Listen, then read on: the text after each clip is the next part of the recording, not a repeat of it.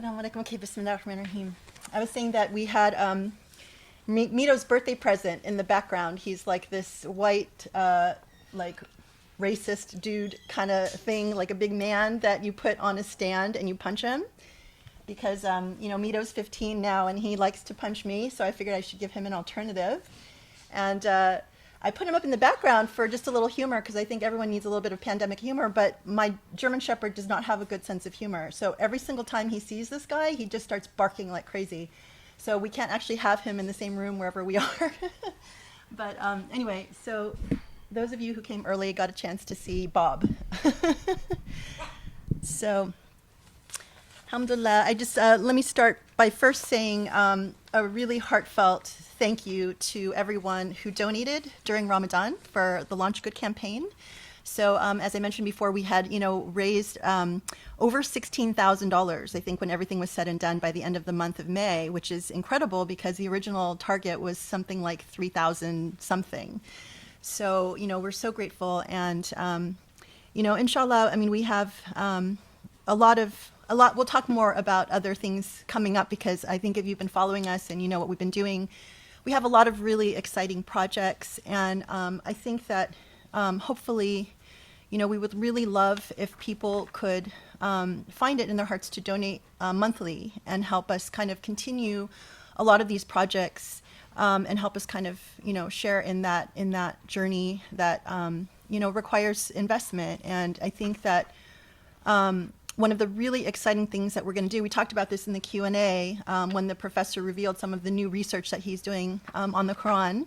And we talked about the possibility of having a new Quran Halaqa, about the idea that every surah in the Quran has its own unique theme and unique message. And so the professor in 2 weeks from today is going to do the first Halaqa, or do one Halaqa, so we can see what he's talking about and understand the importance of the work. And then hopefully from there, once people see what it is, if they believe in it and they recognize the value of it, then I hope people will get behind it and support it so we can do more. Because obviously it's a huge commitment to have to be teaching full time and then doing this research on the side and trying to do halaqas and weekly khutbahs and all of that. So, we even though it's been pandemic mode, we've been really busy and alhamdulillah, doing a lot of really good things, but it would be really wonderful to focus our attention on leaving this legacy behind. I mean, I think one of the really important things about this whole pandemic time is it changes the way you think about life and death and what legacy you want to leave behind. And I think that whereas before, when I was shy to ask people to kind of, no one likes to be a fundraiser, no one likes to ask for money. But now I really believe that so much of what you leave behind is really all that matters. And that I truly believe in my heart that anyone who supports this financially, all of us share in the blessing of this legacy. And it's like an amazing idea that you could contribute to something that will continue to earn blessings for you long after you're gone, and that can help shape the future of Islam in America and help, our children find their way. So, I find that this is not an issue of shyness because it's not about me. It's not about the professor. It's about leaving behind knowledge that can really change things for the future of our world and for our kids. So, but more on that in the future. But do definitely mark your calendars. So 2 weeks from today, at the same time at 4 o'clock, we'll be doing our first new Quran Halaqa. So that should be really interesting. Also, we are going to schedule another Q&A session for July because the Q&As were really amazing and popular, and I hope that you'll share those. We haven't had the time to cut them up by question, but so instead what we did is we put timestamps on them so people can very easily read what questions we covered and find where we started talking about it in the 2-3 hour plus or actually I should say, so 6 hours plus of content, which nobody really wants to wade through. But I think that it was so valuable and so interesting, and people, found it. We got all kinds of, messages from people that they found it so valuable. So I really want to encourage you guys to share it, with anyone who you think would benefit. So, I can't believe that, honestly, it's been a month, just barely a month since we met for the last tafsir.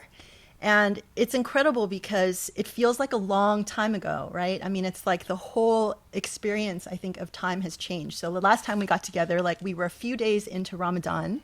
So we had the whole month of Ramadan, we had all the activities.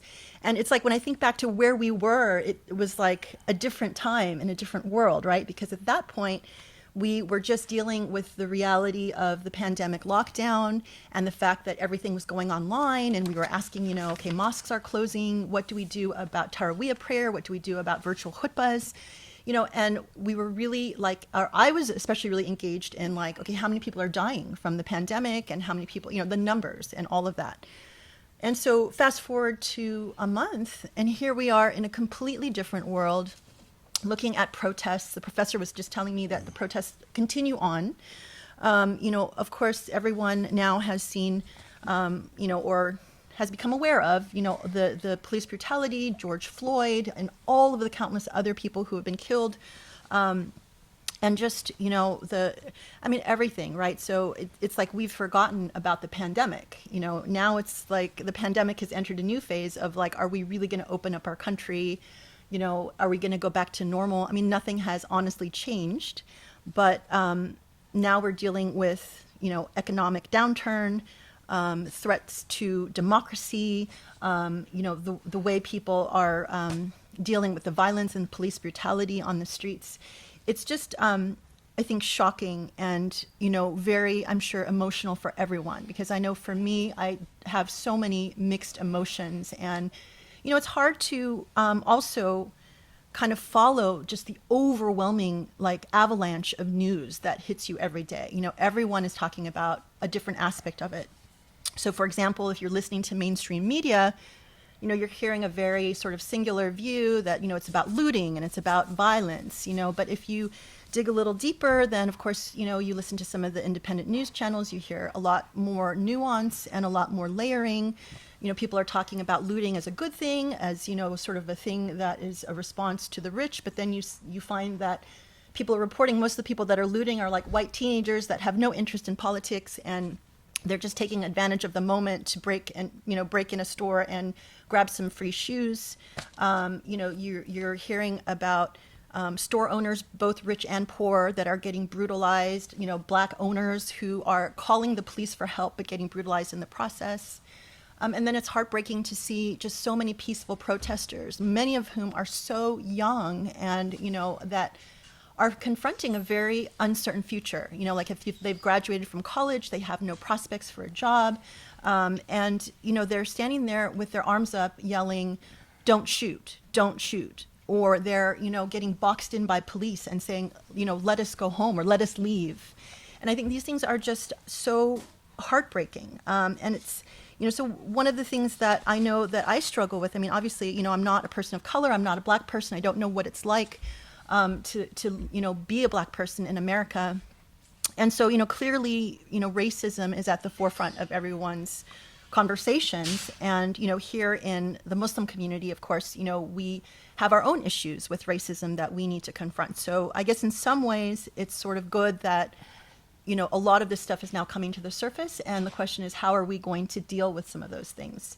I know that, one of the things that I've been struggling with is just even the idea of my own privilege, right? So I haven't to this day really fully watched the George Floyd video. I couldn't handle seeing him killed. I saw stills of it, so I know what it looked like for that killer to have his knee on him. But, I feel guilty about that, because this is not my reality and I can choose to turn away. But there are so many people in the world that are suffering that can't turn away, because that's where they live.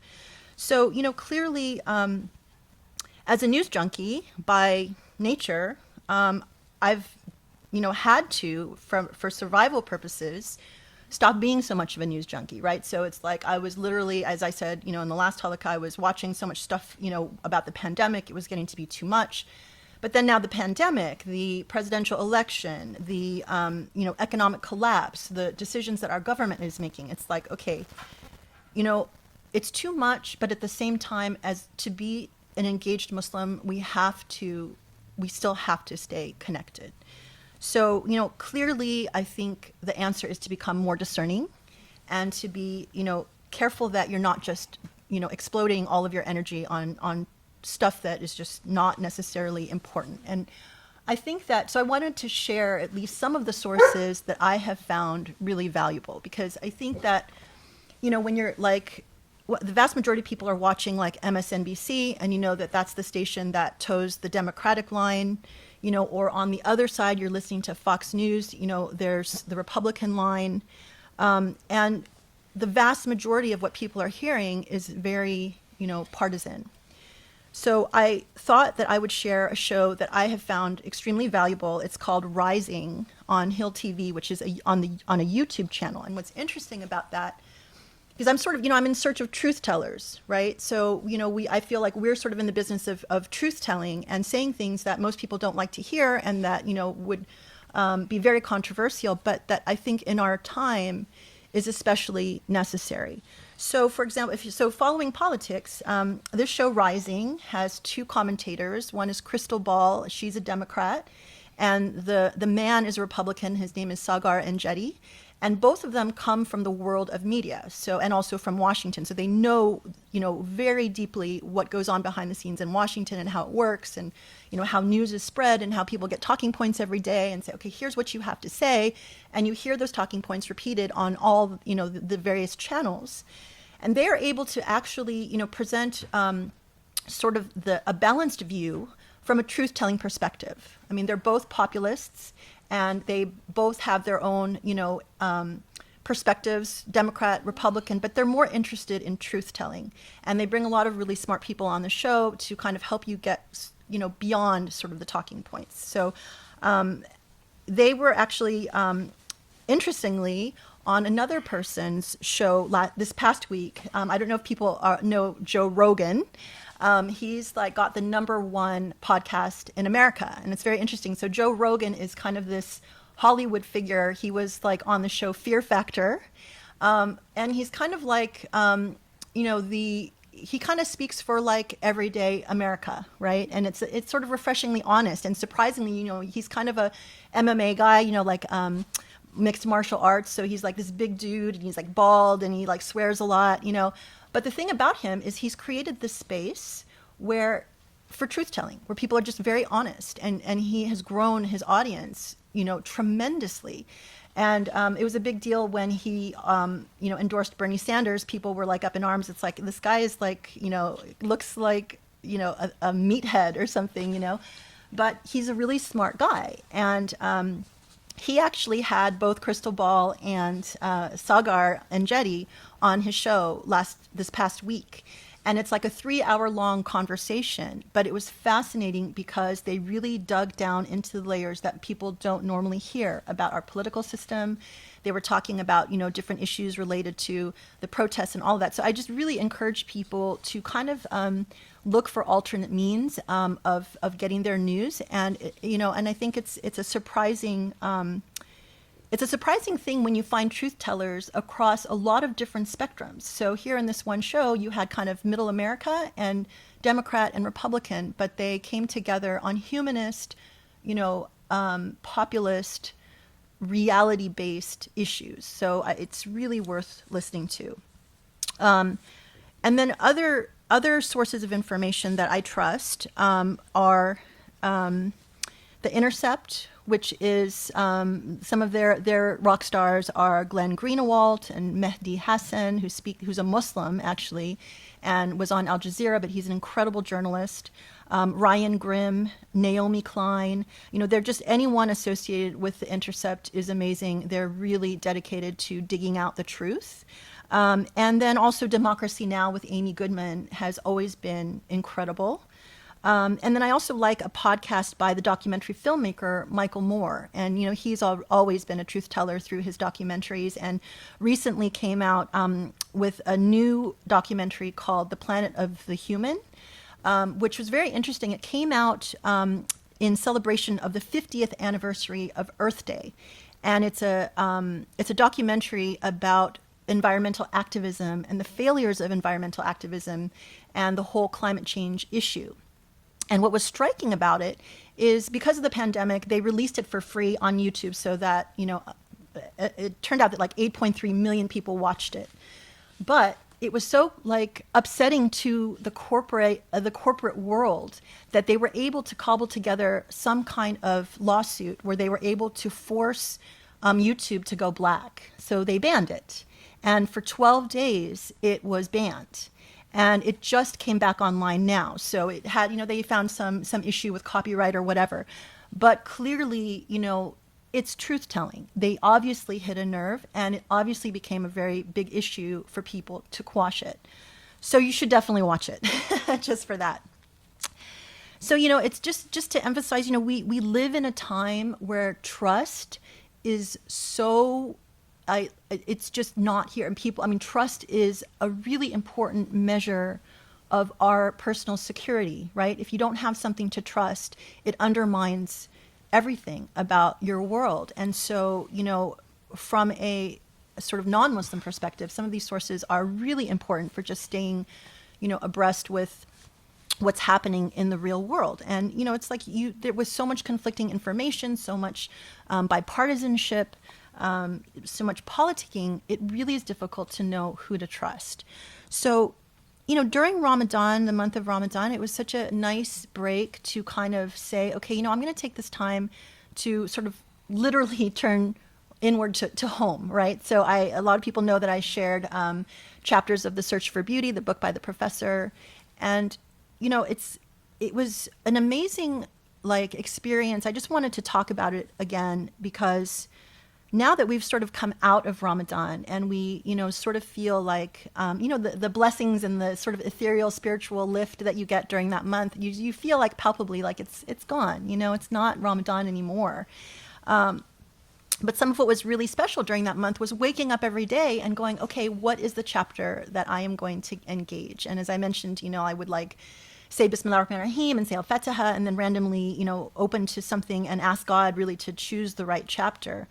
And so last time when we talked, I had just started a few days into that process. But when we finished the process and I went back and I looked at, out of a book of 85 chapters, which 30 chapters were chosen. And some people say, oh, it's just a random whatever. No, I believe that when you pray and you ask God to help you choose, a chapter for a reason, that God answers your prayers. And when I look at the chapters that were revealed, it's truly like a divine curriculum that, even though this book was written over 2 decades ago, it's like every single chapter addressed something very important that we as Muslims should really think about and reflect on and understand and learn about. And so, the thing that was the most striking to me was the last chapter that was revealed, kind of at the end of the journey. It was like, okay, we've gone through all of these different chapters. We've seen all different sort of aspects of our world and what it's like to live as a Muslim. Where do we end this journey? And I was surprised that the chapter we ended on was called The Scholar's Road, and it was a tribute to scholars. And now this book was written really as, a testament to the fact that we as Muslims today are completely disconnected from our Islamic intellectual tradition. Like, we don't even know who the key players of, who are the scholars that, meant anything. Unless you are an Islamic studies student, you really have no occasion to even know who the big names in our tradition are. And so this book, argues that we've forgotten the tradition, we've forgotten knowledge, we've forgotten, the role of books. And this chapter, to me, underscored the point about the fact that part of losing that is losing the connection to our scholars and even our scholars today. Because, I was reflecting a lot about this, just the process of when you read a chapter that really touches your heart and touches your intellect and strikes something in your intuition, every time you read something like that, you are rebuilding your trust with God and rebuilding your trust in your faith. And so to do that for 30 days in a row was extremely empowering, and especially in this time of incredible destabilization and unrest, it was incredible to have that anchor that could pull you back and say, okay, I understand the world is going, crazy, but I can find my strength here. And I think when you think about the reverse of that, every time you hear something that is ugly or that doesn't sit well with your heart or is counter to your intuitive sense, you lose faith and you lose faith in God, right? Ultimately, that's the point. You lose faith in your religion, and it shakes everything about you. And so I was reflecting on this, and I think that we lose so much when, trust now is just that much more important. I think that people, honestly, Muslims, even though they quote unquote revere scholars or say that they revere scholars, or even the word scholar holds a certain supposed importance, I actually believe that people have completely lost trust in our modern day scholars. And it comes out in a lot of different ways that I've noticed. So, sorry, my dogs see, they believe this point. They're like emphasizing, yes, exactly. So, when I'm on Facebook and I get frustrated with the comments that people make, like, this happens a lot with the professor, even where it's like, what school of thought does he follow? And what gives him his credentials? And what I think about that? Okay, if I answer, well, you know what, he's a Shafi'i, he's a Maliki, he's a Hanbali. If I answer your question, does that actually make you understand anything? Does that actually give him any, higher level of status? I think the question is an expression of frustration, because I think that people have heard so much garbage from their scholars that they just don't trust them anymore, but they can't come out and say that. So it comes out in sort of passive aggressive ways. And, even like when I'm trying to share, like someone, you see all over the internet, people have questions about all kinds of things. And when I try to introduce like a link or an article or, something that the professor addressed, we all here know that, the answers that we hear here are very satisfying and very unique and very different from what you hear in mainstream, Muslim, in the mainstream Muslim world. And so when you introduce those things to try and help people and you get a very negative and, hostile response, to me, I read that as that's the trust that has been lost with scholars, to the point that, even if you don't say I don't trust scholars anymore, you really just ultimately don't.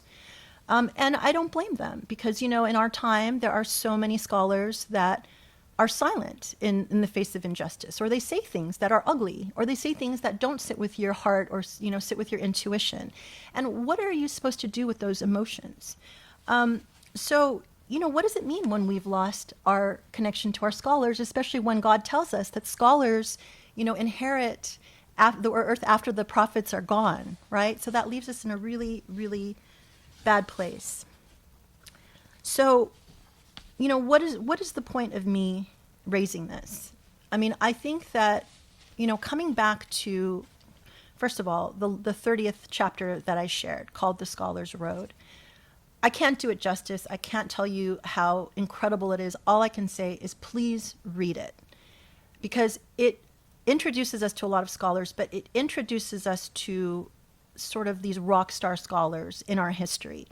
And the one scholar in particular that the chapter focuses on is Ibn Aqil. And you kind of track through what happened to him in his life, and you're amazed by how much suffering someone will go through to uphold the trust of the word with God. And that's just something that you just don't see in this day and age.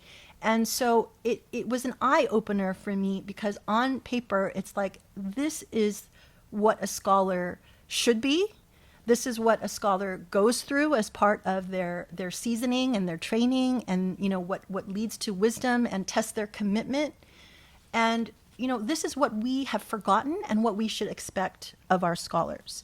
What happens is, when you don't trust your scholars, the other thing that I've noticed on Facebook is a lot of sort of people that step in as scholars, right? So now there are a lot of Facebook pages that have been created, or communities where someone who is non-threatening, someone who's your friend, someone who's a graduate student, is moderating that page, and effectively now takes the space of the scholar. Because now, if you don't trust a scholar, you can trust your friend.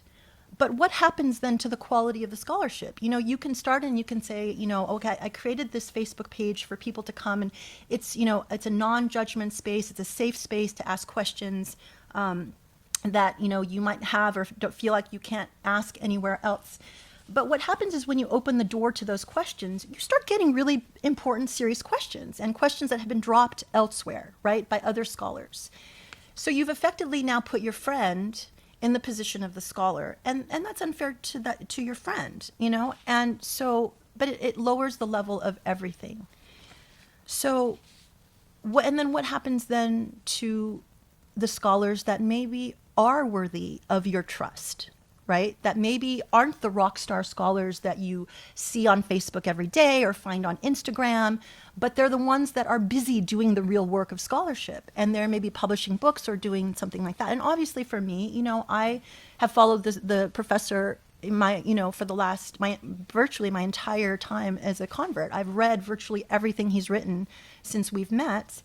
And, you know, so I know the quality of what's here. And so I get frustrated when I see, you know, so many people that have lost trust and are not, and understandably, are not open to now reading, you know, and doing the hard work of learning from a true scholar. So I think it's something that, you know, we really need to reflect upon. And, you know, so just, you know, a couple of telltale signs that I'll share with you, which I thought were interesting to me that happened over Ramadan. So here you'll notice, I just wanted to point out, you know, here during the khutbahs, if you follow our khutbahs, I've noticed that several people have made the comment, when you watch this incredible khutbah by Professor Abou El Fadl, I would recommend that you watch it in 1.5 speed, you know, because he very deliberately speaks slowly. And I think sometimes that's taken as, you know, I mean, there are people that will say, well, okay, we know the professor was really ill. And if you compare, like maybe some of the halaqas he gave 20 years ago, he spoke much faster than, you know, in the khutbahs, he's, you know, very deliberate with the words he chooses. It's not from illness. It's from the weight of the word and upholding the trust. And what I put forth as evidence of that is if you even just watch, like last week, the professor gave a lecture online through it was the SIGA, Center for Islam and Global Affairs, through Istanbul. He gave a talk on U.S. and the challenge of democracy in the Muslim world. It's a completely different tempo, completely different vibe, completely different thing. He's talking about his scholarship. He's talking about what's happening in the Middle East, you know, and it was like a very different engagement because he was speaking for himself.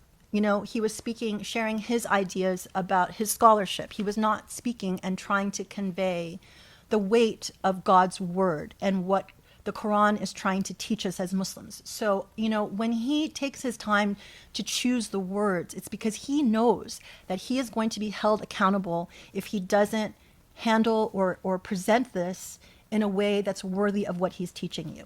Now, you know, I compare that to what I found, you know, with other scholars, I wouldn't want to say scholars, other people in the mosque that give khutbahs, right? I mean, back when we were open, or even now if you watch khutbahs that are delivered online, there is not that same level of care because there is not that same level of awareness because the people that are speaking are not scholars. So, you know, these are all things that we need to think about. Another telltale sign, so humility.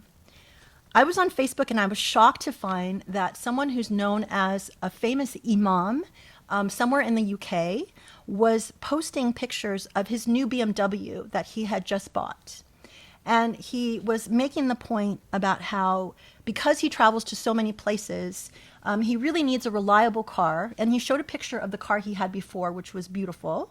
And he had it for 7 years. But he made the point of saying, you know, the Prophet in his time had so many wonderful camels. They were like incredible, high quality camels.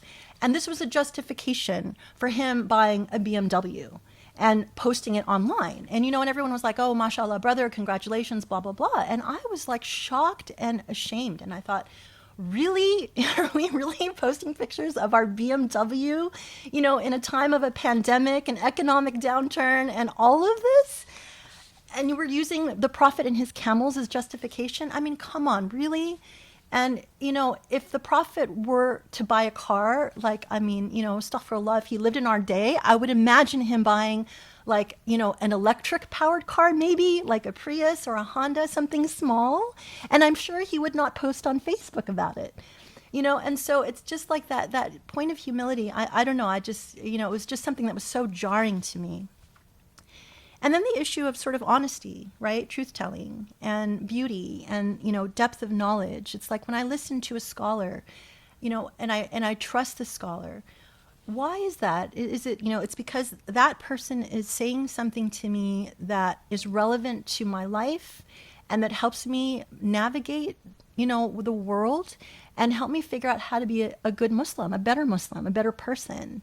And, to me, like, when I see so many people, express their frustration or pose questions, like, oh, I heard that if you have, I can't even think, I think I literally block them out of my mind because I see them on Facebook, all kinds of ridiculous questions, because they've heard that from other scholars, and they're looking for someone to just come out and say, no, this is stupid and it's wrong and it's ugly. And people don't do that. They feel they can't do that unless they have a scholar that they can say, they can refer to from, whatever school and sheikh such and such, whatever. So, to bring it back, like when we live in times like this, I want to call out yesterday's khutbah as an example of, the power of a real scholar. And again, this is not, I used to be also really shy to say anything good about my husband. I'm sorry that I'm sure I'm embarrassing him. But it's like, it doesn't really matter what I think. What matters is the quality of the scholarship. And people here are here because they believe in what they hear and they know, they understand what we do here. But it's like, before yesterday's khutbah, I was swimming in confusion, swimming in angst and like, unhappiness and sadness and just not really sure what to make of everything going on in the world. And I felt like yesterday's khutbah helped me just realign everything. It's like it put everything in perspective. Like the khutbah cover, the professor talked about, the rise of Islamophobia, the rise of, white privilege, the rise, racism, the roots of racism. This is something that happened, before 9/11 and with 9/11, it took off. And, you understand sort of the larger context of why we live in the world we live in today and why being white has, the power that it has. And why we live now in a time where, you no longer have to be apologetic about being white, which wasn't the case before. And he talked about the militarization of the police and what that means for the threats to our democracy. And, and then he talked about, well, as Muslims, should we protest? Because, you're hearing a lot of people out there saying, oh, it's haram to protest. No, you shouldn't protest. Should we protest peacefully? Should we protest, should we do it forcefully? And so to be able to hear literally in one khutbah, everything that would make you realign and understand so much. Only a true scholar can really do that. And there are so few out there. So all of this to my point being that, I'm really proud of what we do, and I recognize that it's very rare. And, we can read about scholars in previous times, but we need scholars for the here and now with the issues that we're dealing with the struggles that we're dealing with. And, and I get a little bit frustrated when people try to, the Facebook groups that, should be just discussion groups and not like, friends teaching other friends. When we have a scholar in our midst that has a track record, that, gives us so much in terms of liberation, I believe that we need to embrace that and we need to support it. We need to get behind it. We need to amplify it. It's our job as Muslims to reach out to other Muslims who have lost trust in scholars and lost trust in God and lost trust in our faith to say, hey, you got to check this out because it's not lost. And I think that it's part of our duty to highlight these efforts and elevate them. And so, I'm really, just to close, I'm so happy that it feels like we're growing a very beautiful global community. We started out, very small, and I feel like people are starting to hear, more about what we're doing. And I think the pandemic certainly helped that because, people are online and they're searching, and so more people have come across our work. But sorry, to my point earlier, I get frustrated when it's like people, I think people have even forgotten, like, how to deal with like finding a scholar they like. It's almost like, okay, you find a scholar you like, but because you've been burned so many times, maybe you should find a few other scholars just in case. But as a layperson, honestly, as a convert coming into this religion, not knowing anything, I was really fortunate to sort of find the professor, find his work. It struck my heart, my intellect, my intuition, and I was like, this is it. This is for me. I didn't have the issue of trust with scholars because it was new to me.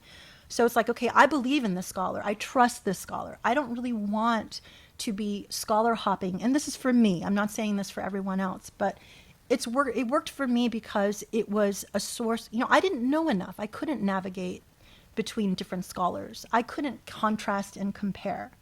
What I did know is I trusted this particular scholar. I liked the way the scholarship read and sounded, and I wanted more. And so I started there. And now when I talk to people, new converts, I say, listen, you need a foundation because you don't have the tools to be able to distinguish or discern between what's sort of good knowledge and bad knowledge. So if you find someone you trust, read everything that they've written. Arm yourself with that. It doesn't mean you have to follow them like you're a cult, part of a cult. It means that you're creating a foundation in trust. And then from there, you have something to build on. You have something to, weigh other scholars with. And it's a smart, logical strategy. So, I hope, and I have found that a lot of our, global community members have done that. And I'm happy to say that, I see we have an Usuli Institute community on Facebook. And, for the most part, everyone is very polite and kind and, and they're engaged. And, that's really lovely because I don't see that in a lot of other Facebook pages. But I feel like people are still not trusting enough to say, okay, you know what? I want to commit to just reading everything that this professor has written or listening to everything. And I want to just encourage people. I think that it's a source of strength. I mean, I have, like I said, I've read everything. I've posted everything on the website. I know what this content is and I know the quality of it. And, I want to see our community grow. I want to see our community strengthen. I mean, I want not just in numbers, but I want the individuals in our community to know the professor's thought. I want them to master this thought and not be afraid to say, you know what, I like and trust this particular scholar, and until I feel comfortable that I've mastered this one, I'm not moving on to anyone else because I trust him. If you read it and you don't trust it, fine, of course, you don't have to stay. But so that's my advice, I guess, for this time. And, we know, I mean, I've said this many times before, it's like the only constants in this life are change and God, right? And we know that change is going haywire right now. So when all you have that is the other constant is God, it just underscores that much more, how important it is to strengthen that anchor you have with God and, and build that trust by reading things that elevate your trust, things that are loving and beautiful and reasonable. Because to do the opposite, you're going to just lose trust and move further away from God. So, so those are just some of the thoughts that I wanted to share for whatever it's worth, because I feel like everybody is, everyone is kind of navigating this, unsettled future. And, if you have a good anchor in God, then it makes life so much easier. And, it helps you find the peace that you need. And just to end, I guess, on some good news, it's sort of like a part of our global community. So everyone, I think by now knows that we had a nice conversation with Rami Youssef, the comedian. And I wanted to just say he just dropped his second season, and we watched all of it, and it was great. It was amazing, and people actually watched it and wrote in saying, it was really nice to see the professor's impact on some of the episodes, because, one of the writers, Adil of the show, would come to our Halaqa a lot, and, and Rami came to our Halaqa also. And it was really lovely to see in one of the episodes a dog featured prominently as someone who the sheikh gave to Rami to help teach him to be a better human being. And so I think that was definitely had a little bit of our signature on it.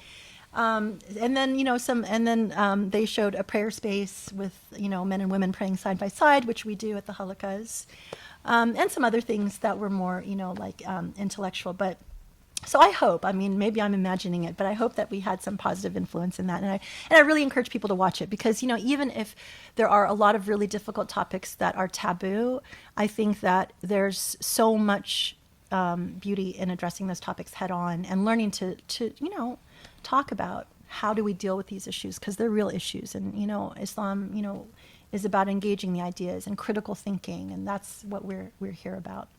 So that's it. So thank you so much, and excited to turn it over. بسم الله الرحمن الرحيم اللهم اشرح لي صدري ويسر لي امري واحلل عقدة من لساني يفقهوا قولي بسم الله الرحمن الرحيم.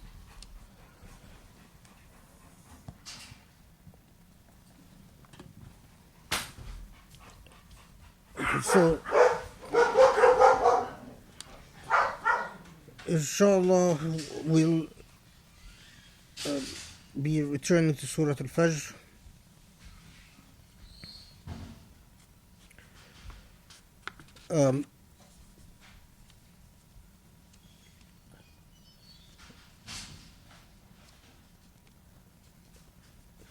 But I just wanted if anyone is wondering the difference between these series or this series of tafsir and the experimental tafsir that inshallah we'll do in 2 weeks, they're very different things. This tafsir series is the more traditional, classical style of tafsir, where you take each surah, you take all the reports about that have to do with asbab al-nuzul, the occasion for revelation. You take commentaries on each ayah and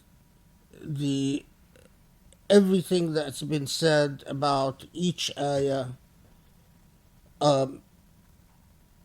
from a linguistic perspective, from a historical perspective, from a theological perspective, and so on and so forth. And this is the way the traditional tafsir has always been done. It's ayah per ayah per ayah, and a surah is seen as a cluster of ayahs, which have a number of themes. Each surah has a number of themes and a range of themes within it that it covers.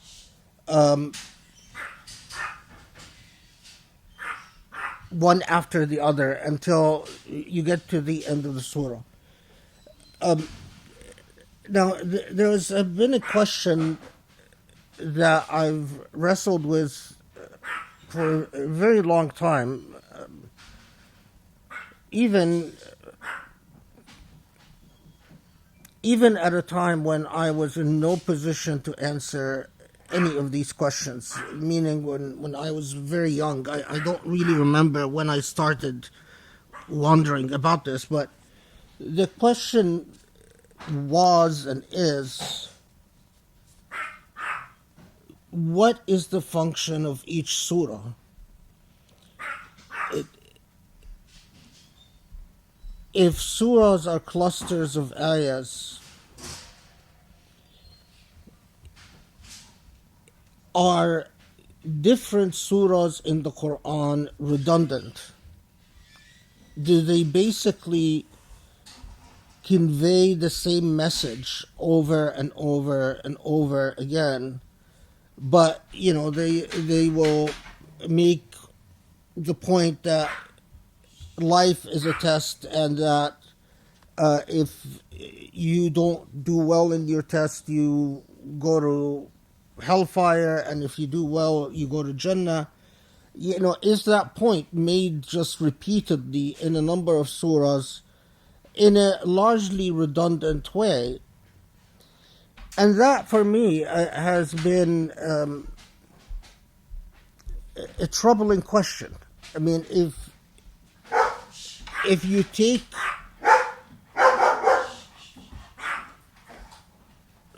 something,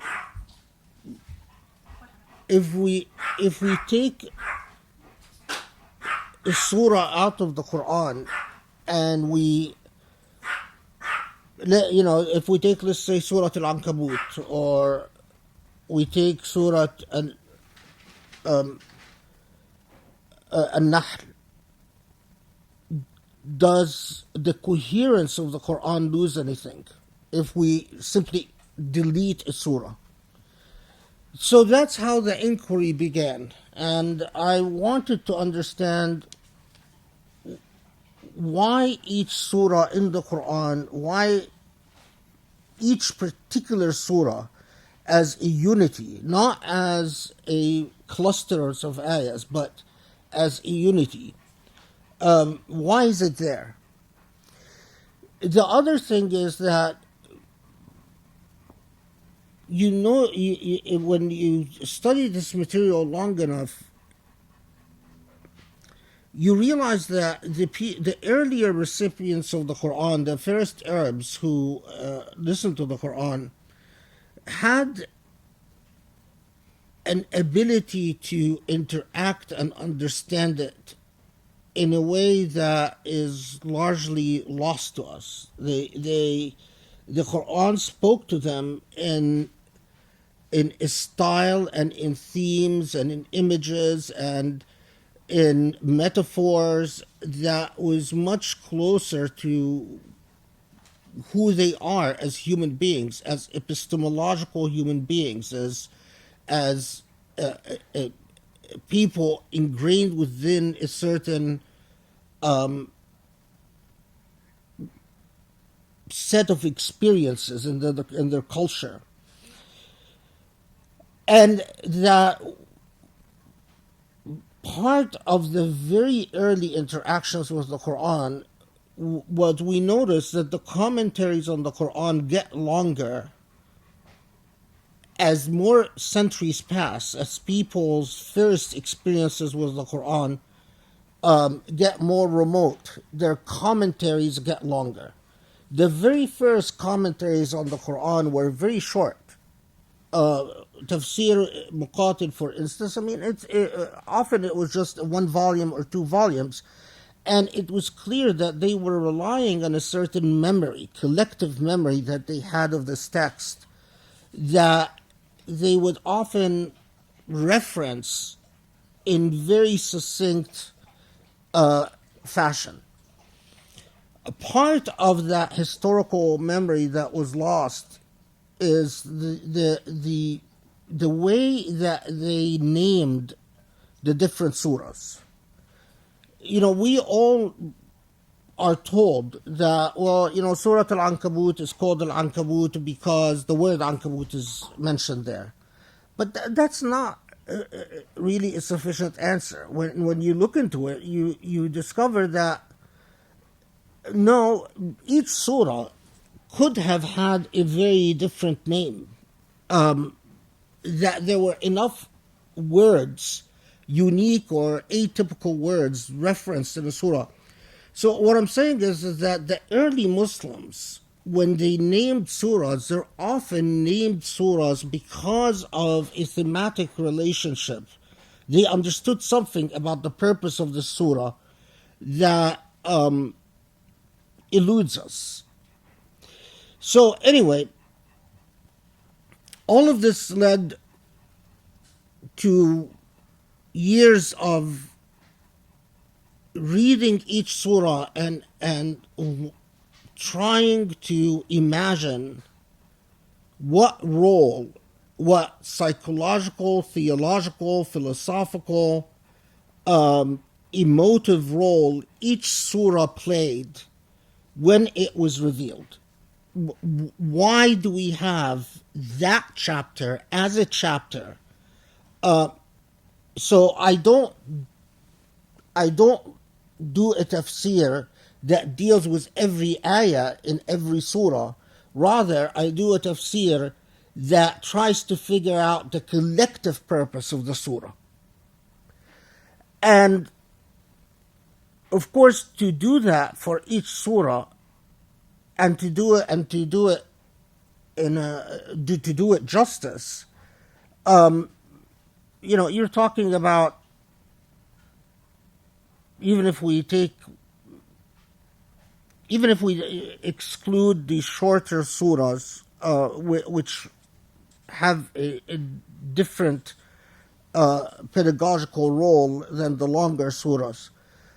So you talk about at least 90 surahs, and if you do 2 hours on each of the 90 surahs, and you do one surah a week, you do the math.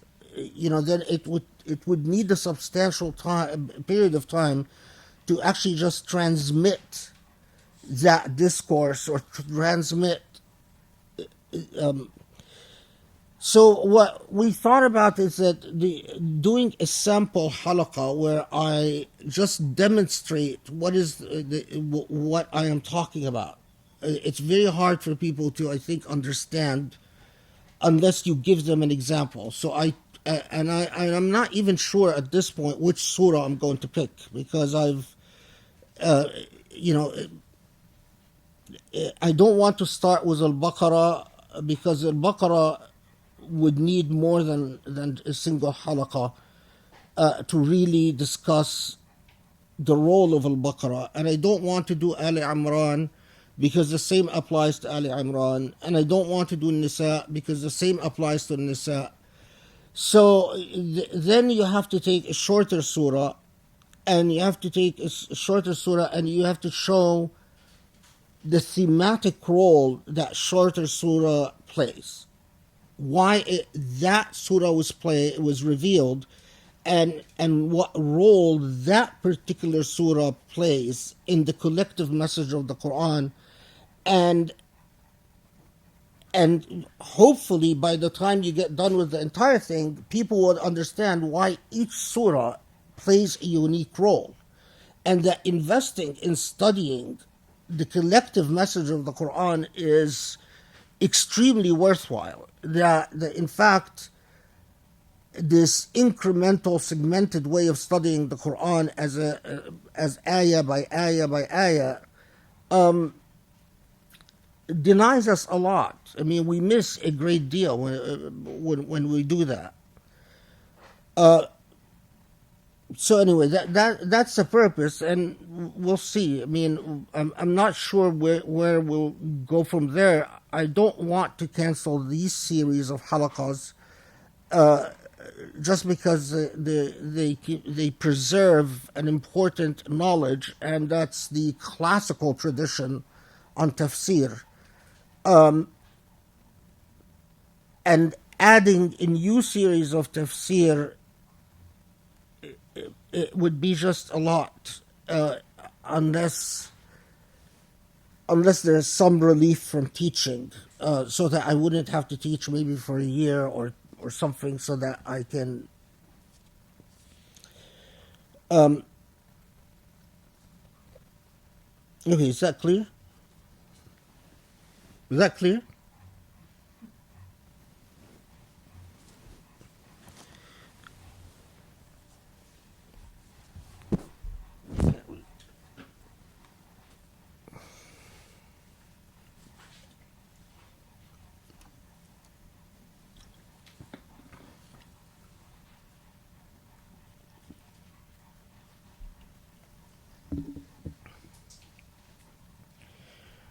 So where we left off الفجر وليال العشر والشفع والوتر, did we get to والليل إذا يسر?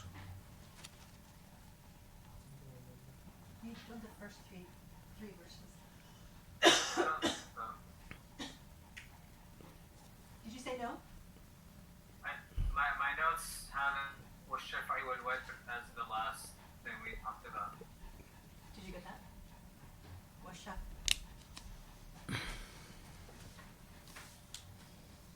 Washafa and Witr was the last thing we talked about. Oh, okay, so we didn't get to Layla Izas. Okay, so you recall then that we went through all the interesting discussions about what Shaf al-Watr refer to, and in my humble opinion, al-Watr is a reference to Allah as the singular, the one and only, and that's one of the views, but that's the opinion that I adhere to. And Shaf is anything that has an equal, anything that can exist in a duality. And the only thing that cannot exist in a duality is Allah subhanahu wa ta'ala as the one and only, the singular.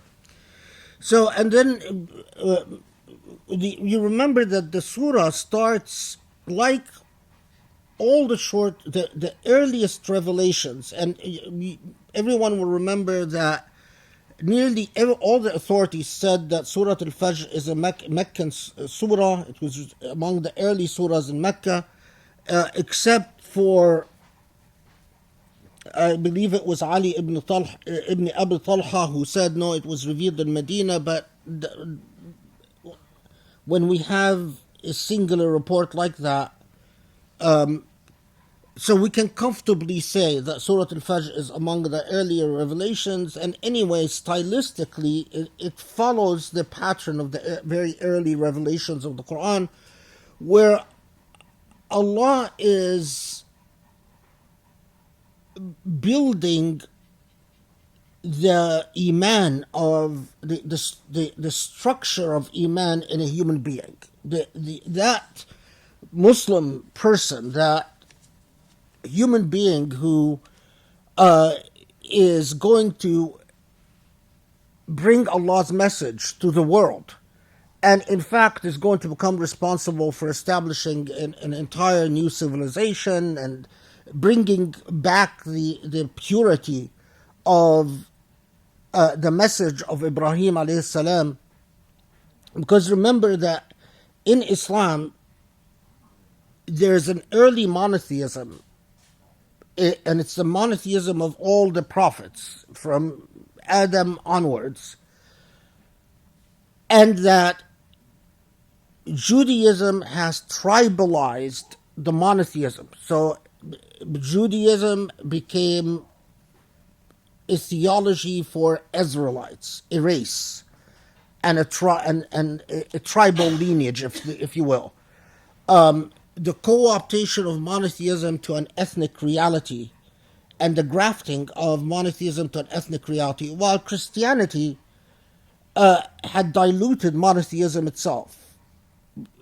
Christianity, the very idea of al-watr and al-shafa, well, in Christianity, at a minimum, there is a duality in the Father and the Son. Whether that duality, as a lot of early Christianity was in fact not a trinity but a duality. Anyway, so the corruption of the purity of the monotheistic ideas, and that the early revelations of the Quran bring back that pristine monotheism, a monotheism that is not intended for a tribe, it's not intended for an ethnic group, and it's not intended for a linguistic group, and it is intended universally, and the insistence that this is the same monotheism that God has always given to human beings, and that human beings have always drifted away from. Because human beings always drift back to nationalism, to classism, to ethnocentrism, to some type of identity group and identity politics other than the oneness of Allah. The nature of human beings, and as we will see, like all the early Meccan surahs, Allah is reminding us of the follies of the folly of thinking that you can exist agnostically, that whenever you say, well, I don't have an identity, you're lying. And we'll see that in fact the void will be filled. If there is a void, it will be filled. And it could be filled by God or it could be filled by shaitan. But it will be filled. No void remains empty. The nature of Allah's namus, Allah's laws in existence, is that you will fill it with something. Whether it's, the way you identify yourself with a group of friends, or with a cause, or with possessions, or with aspirations, the void will always be filled. The difference is whether in self-reflection you can understand that the only beautiful thing, the only appropriate thing, the only straight path things is to build your identity around the reality of your return to your Maker. But as the early surahs remind us, and the later surahs remind us in a different way, but still remind us of the same thing, is that in fact most human beings will fail, and do fail, in understanding that their only real identity is where they came from and to who they will return. Here, it's really important to remember that the early Meccans, like the Arabs of Arabia in general, they did believe in, not all of them, but various tribes believed in a God. But they believed that this God was inaccessible, and that this God, in order to be accessed, needed mediators. And that's where the idea of idols come from. Okay, that we'll revisit in other surahs, not in Surah Al-Fajr. However, this God, very much influenced by a lot of Greek and Romanistic cultures, and also by early Judaic cultures,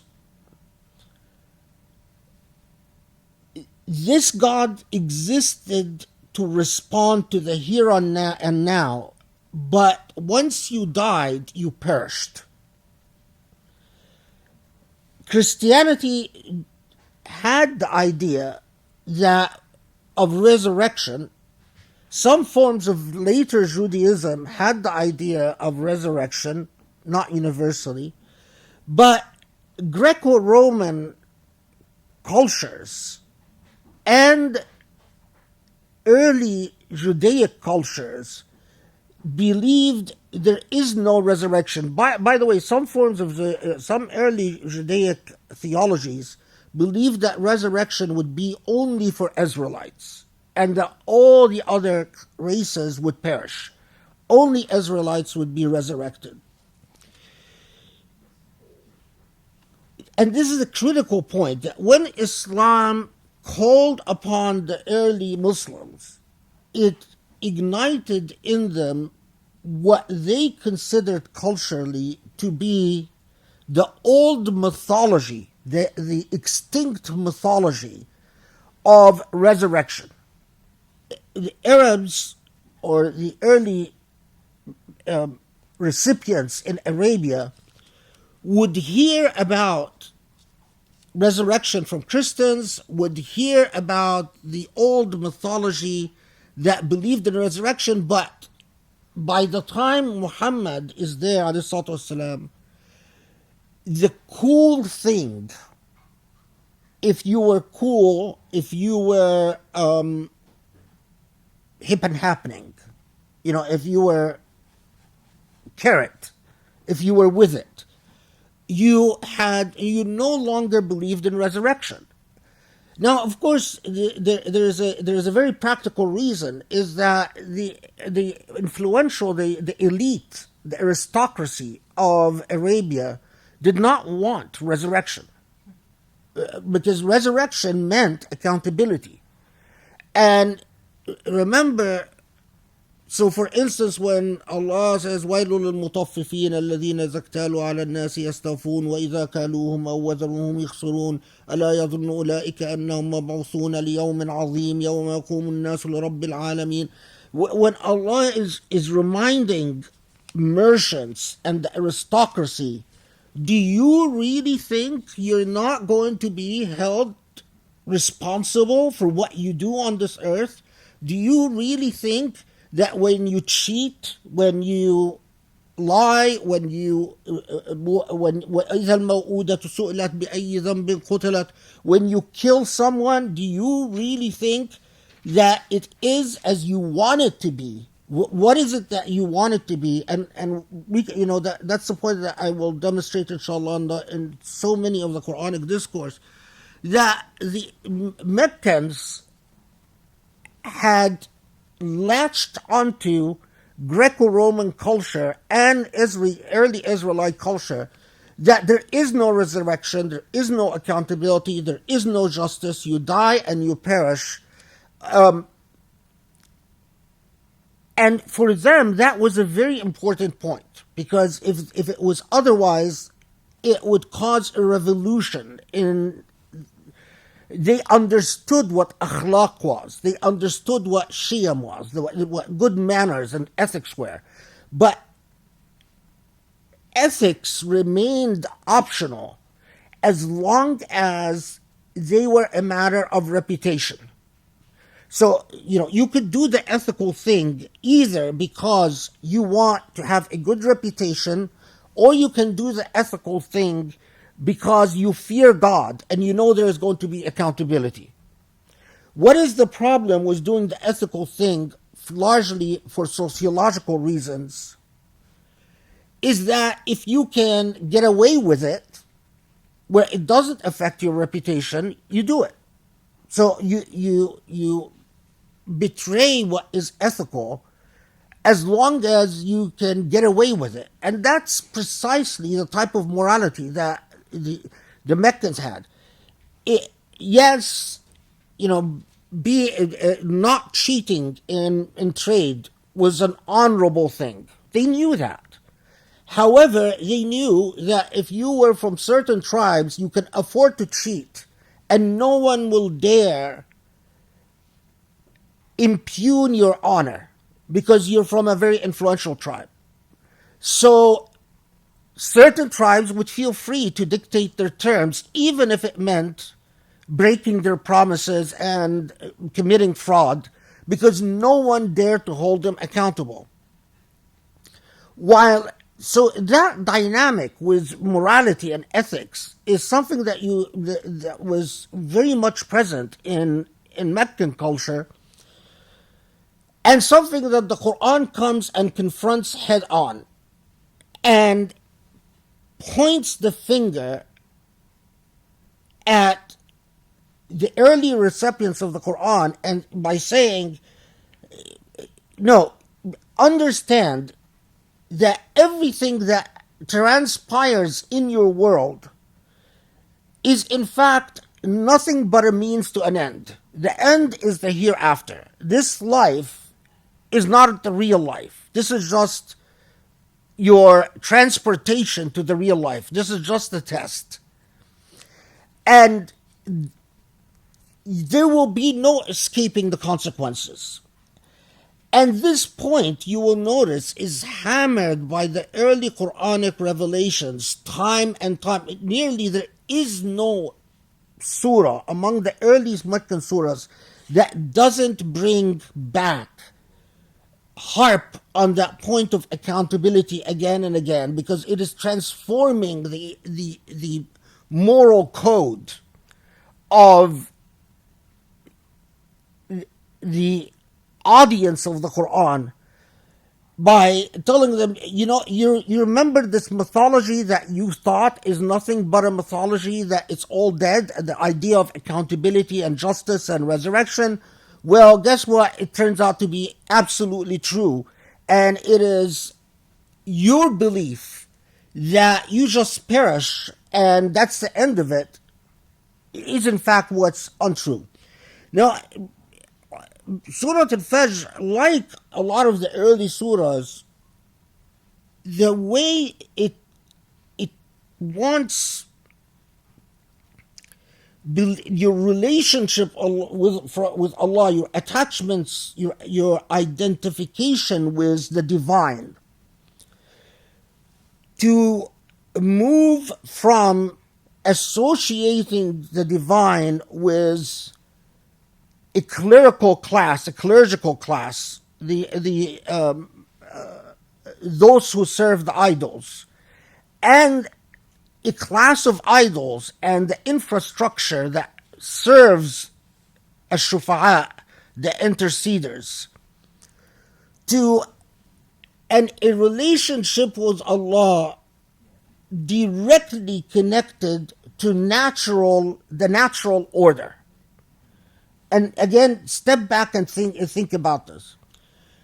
You could associate, like a lot of the Meccans, when they thought about God, they would think about the Kaaba, but they would also think about God in terms of the idols of the Kaaba, the huge class of clergy that would receive the expatriation payments, the money that various Meccans would pay to this idol or that idol to bless their trade or to bless their family or to whatever. The class that would do the Islam were a form of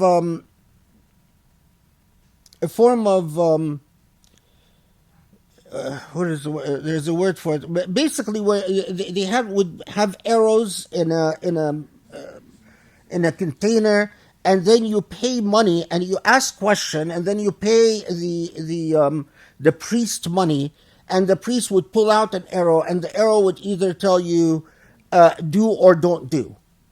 So soothsaying, but there's another word that I'm blanking out on.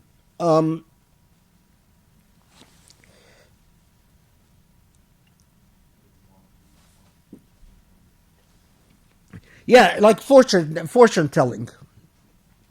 What did you write?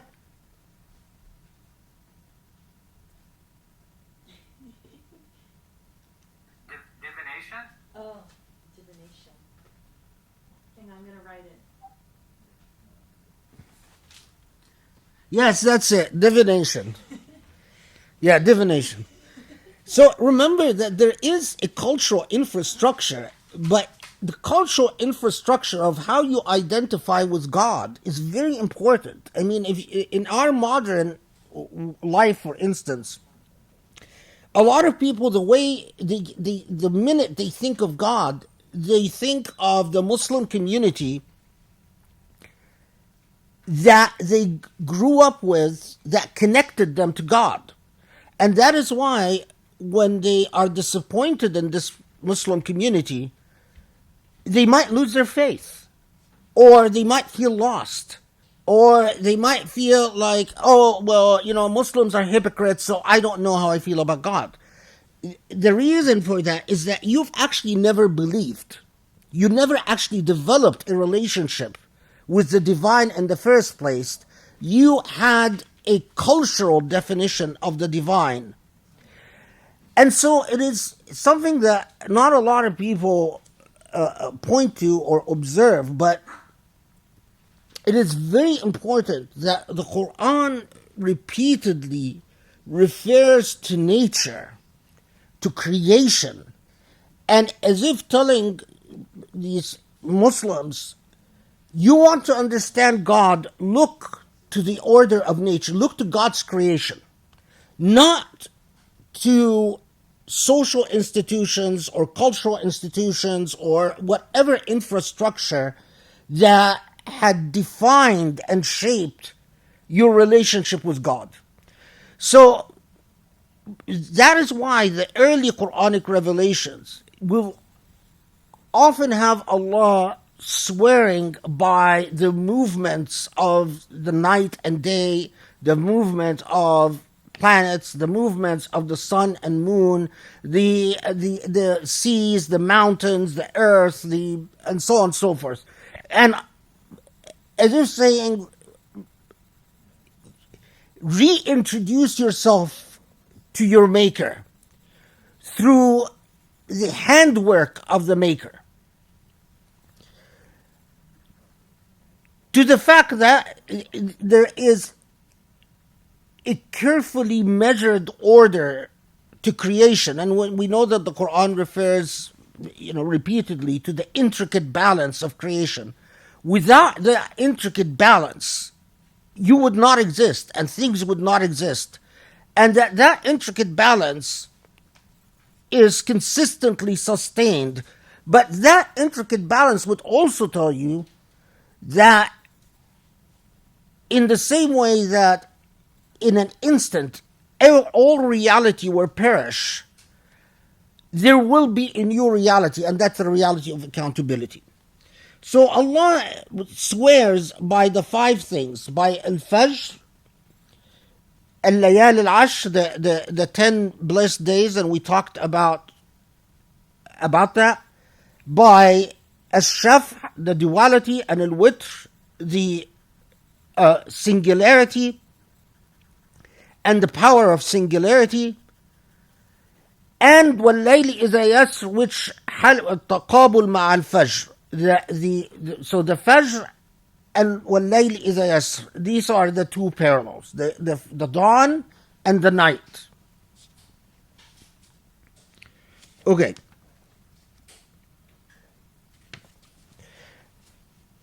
وَاللَّيْلِ إِذَا يَسْرِ, there's a couple of points just to make about what the language, وَاللَّيْلِ إِذَا يَسْرِ. There has been an interesting discussion about what does وَاللَّيْلِ إِذَا يَسْرِ precisely mean. I forgot the study Quran. Can you, it's in my den.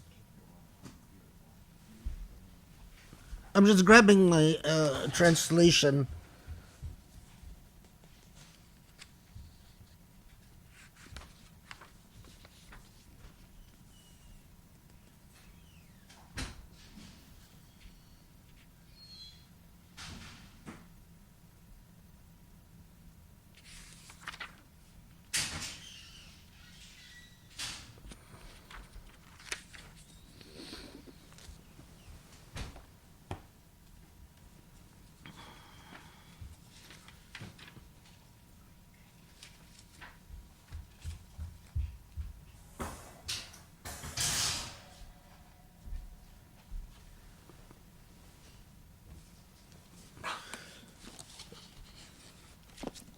I will. So وَاللَّيْلِ إِذَا يَسْرِ, and the literal translation وَاللَّيْلِ إِذَا يَسْرِ. Let's see how they translated it.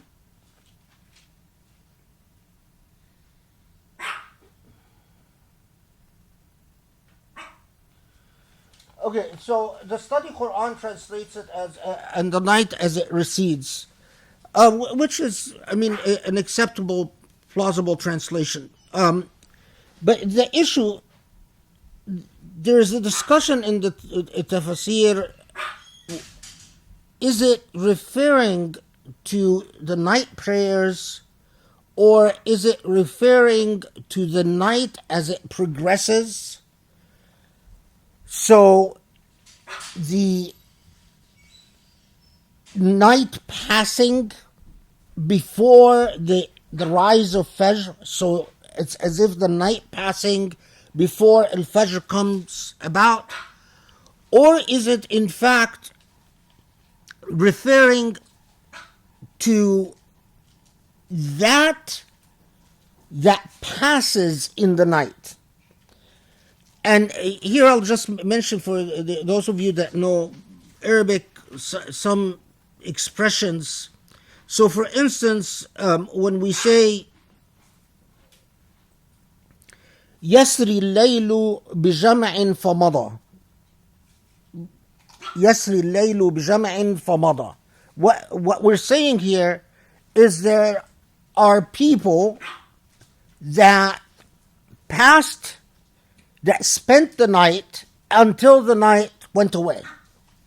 So Yasri could refer to the night itself passing or receding or progressing, or it could refer, like when you say, for instance, Layl Na'im or Layl Sahir or Layl Yasri. Layl Na'im means not that the night is sleeping, but that there is someone sleeping in the night. If you say Laylu Sahir, it doesn't mean that the night is staying up, but it means that there's someone who stayed up in the night. Similarly, when you say Layl Yasri, it could mean not that the night passes, but someone is passing in the night. So there's interesting grammatical debate. There's also there's a qira'at discussion. Why is it وَاللَّيْلِ إِذَا يَسْرْ without iya or yasri with iya? And some reports said, well, if there is a waqf, if you pause after you say وَاللَّيْلِ إِذَا يَسْرْ, then the ya goes away, and if there is a wasl, if you don't stop, then you should say yasri with the ya. All of this is not critical for us. What is important is to basically understand is that when Allah takes an oath invoking natural things in nature, Allah is pointing your attention to the fact that it cannot be without a creator and an intricate balance. It's as if Allah, to be quite honest, when I read the early surahs, I often feel as if Allah was talking to much later generations who adopt the completely illogical belief that all of this can be the result of coincidence or evolution. I mean, it is much more relevant to us than I think than the generations of the Prophet, ﷺ. Because to them, the idea that it has to there has to be a creator. What was problematic for them is that, well, there might be creators in the plural, rather than a singular creator. For us, that what's problematic is that there is a creator at all. And then we adopt the completely illogical notion that very carefully sustained order of night and day and seasons and gravity and so on can somehow just materialize out of nothingness and come to be out of nothingness. The early generations of Muslims understood that when Allah takes an oath, that when Allah uses something and swears by it, that it becomes Allah is inviting us to reflect on it. But their reflections,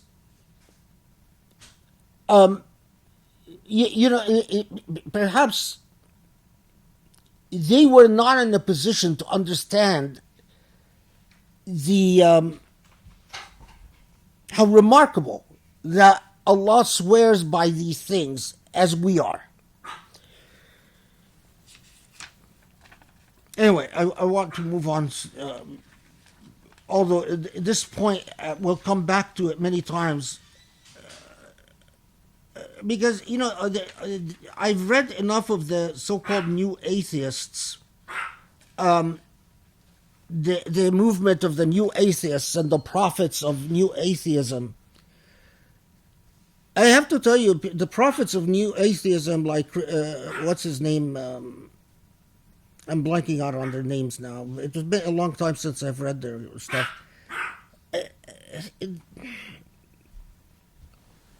What? Oh yeah, Hitchens. Yeah, Christopher Hitchens, and company. I mean, it is a new religion. New atheism is a religion, and it relies on elements of faith, very much like a religion. It reminds me a lot when I would read communists, and they just tell us about certain things, that certain movements and forces and interpretations of history that you just have to believe in, and ultimately there is nothing that proves it, but it just and new atheism works in the same way. You just have to believe that out of nothing came something, and out of that nothingness and this complete chaos came this intricate order, and you just have to believe that science will explain it someday. Yes, science can't explain it today. Yes, science has no clue how to explain the materialization of something out of nothing and the materialization of intricate order out of chaos, but just as an element of faith, you have to believe that the day will come where science will explain everything. That's what atheism is. And mocking religious beliefs, but not answering them. I mean, the writings of the new atheists is full of, funny quips and little smart-sounding statements. But ultimately, they're not responses. There's no philosophical response to anything, and no even scientific response to anything, because even evolutionary theory doesn't claim to explain creation. It simply explains the fact that beings adapt to where they are. However, the new atheists turn evolutionary theory and biological sciences into a religion that explains these ultimate questions of origin and truth, which no real biologist claims. I've never read a serious academic biologist, not one of these new atheism, who says, I'm here to tell you where we came from. Because it's a question that is not answerable in science. The new atheists basically say, just trust us. Someday science will answer these questions.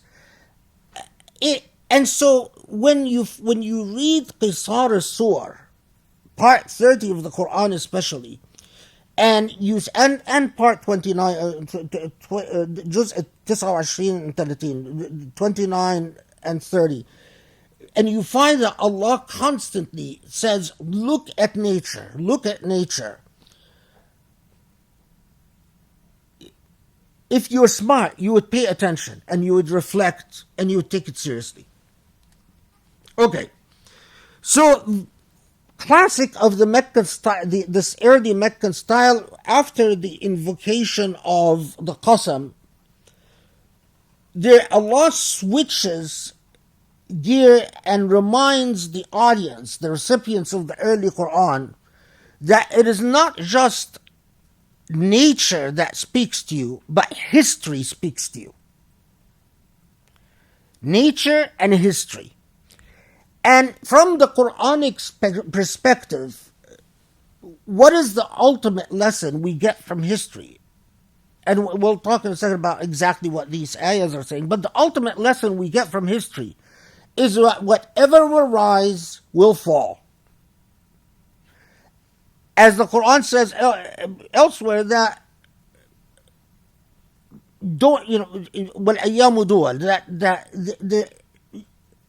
when you are among the nations that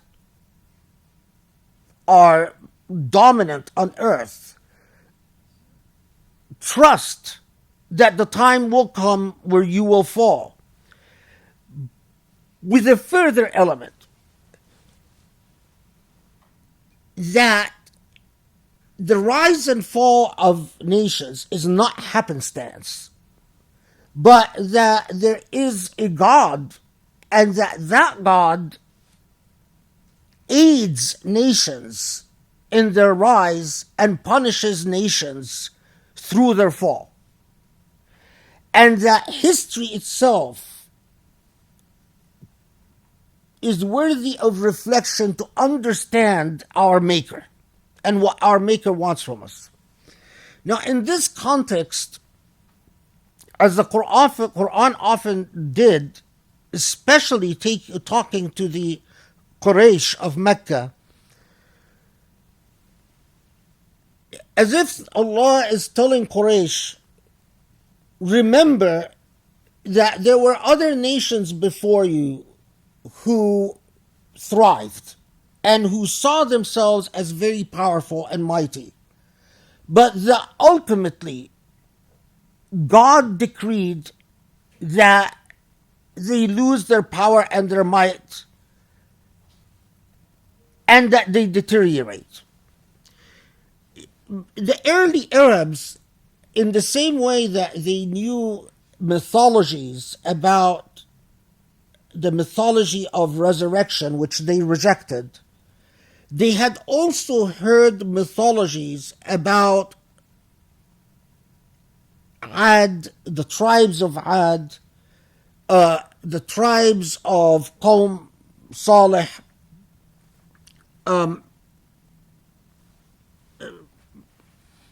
sorry. So I do it in an order fashion. Yeah. So, that's why I blanked for a second. I skipped هل في ذلك قسم لذي حجر, but let me finish the thought and come back to it. So, Allah will invoke the historical memory of Ad, وإرم ذات العماد, and of course the Fir'aun. But before we get there, I skipped over ayah 5. هل في ذلك قسم لذي حجر. The question, of course, is rhetorical. ذي حجر is a person with a strong intellect. A person with a hijr is not just aql, but is aql that is endowed with sharpness and wisdom. Now, why was it called hijr? If you notice, it shares the etymology with hajar, with rocks. It also shares the same etymology with hujra, a room, and it shares an etymology with hijr, means there is a legal procedure when you take hijr is what is the English word I'm looking for when you it's a legal action where you take someone's legal ability to make their own decisions, and you now have the power to act as their agent. Like, if your parent is going interdiction, no, it's another word. Not usurp, no. No, anyway, there's a word, it's a very specific word there, but I'm blanking out, I can't remember it. But anyway, when you basically, if you have a parent who's becoming senile and you're worried that they're going to waste all their money, so, that is called hijr in Arabic. And very interestingly, they all have the same relationship to the language. The reason intellect was referred to as hijr, if it is sharp and wise, is because what does a hujra do? What does a room do? What does the legal action of hijr do? It restrains your whims. What does a room do? A hujra do? It sets limits to your movements and protects you. So those who have aql rajih, who have a sound intellect, have a hijr, meaning they have something in their skull that is able to restrain them and to protect protect them from whims and protect them from ill decisions. That's why in classical Arabic, and it wasn't it was not the Quran wasn't the first to use it that way. It was known to Arabs. They're referring to a wise, sharp-witted person as a ذو حجر, a man with that ability. So هل في ذلك قسم لذي حجر is the rhetorical question. Can a person with a strong-witted, sharp mind understand why Allah swears by the natural order of things, the intricate balance between night and day? But where you get some of the most fascinating discussions is by the reference to the singularity and the duality. And of course, you get some very interesting, especially in Sufi writings, very interesting things about why Allah uses the words shaf' wal watr that have a literal meaning that could be as simple as referring to a prayer. 2 rak'ahs, 1 rak'ah, but at a much deeper level refers to the nature of reality. That if you truly use your intellect, and let's imagine someone who sits there and thinks and thinks and thinks and prays and prays and prays for hours and days and weeks and months, and their mind has developed to the point that it achieved unity with existence. Let's imagine, and I'm taking this, of course, I'm stealing it from earlier sources. I can't remember which book. Anyway, what they will realize is that the very nature of creation is based on the principle of coupling, what the az-zawjiyya, that in the same way there is night and day, energy is positive and negative. To everything there is an opposite thing. And that singularity, when it exists, it points to something that is not subject to the laws of duality. In other words, when singularity exists, it is no longer subject to the normal laws of physics, biology, and mathematics. So it is if, this is in the same idea of wajib al-wujud, that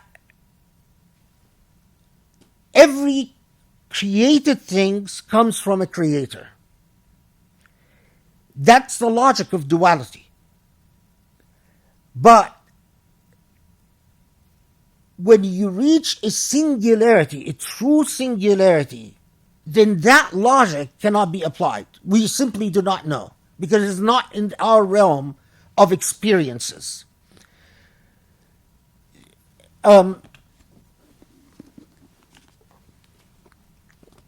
I'll give you an example just of the flavor.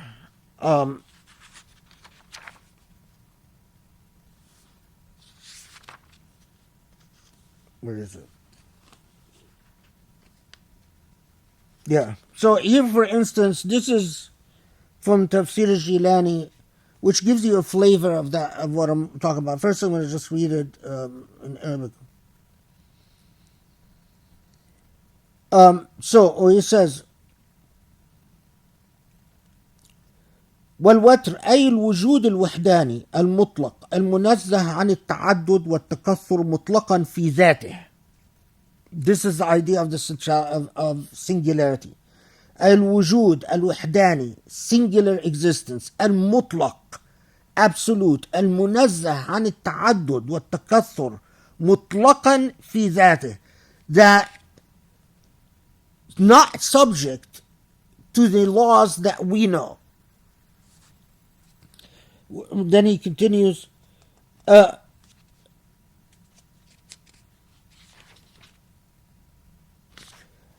then he talks about qasam lidhi hijr, when swearing by the hijr, says فهو عقل لا يشوبه الوهم والخيال خال عن مزاحمة مطلق الإلف والعادات الحاصلة من الرسوم والتقليدات الناشئة من ظلمات الطبيعة. And then he goes on,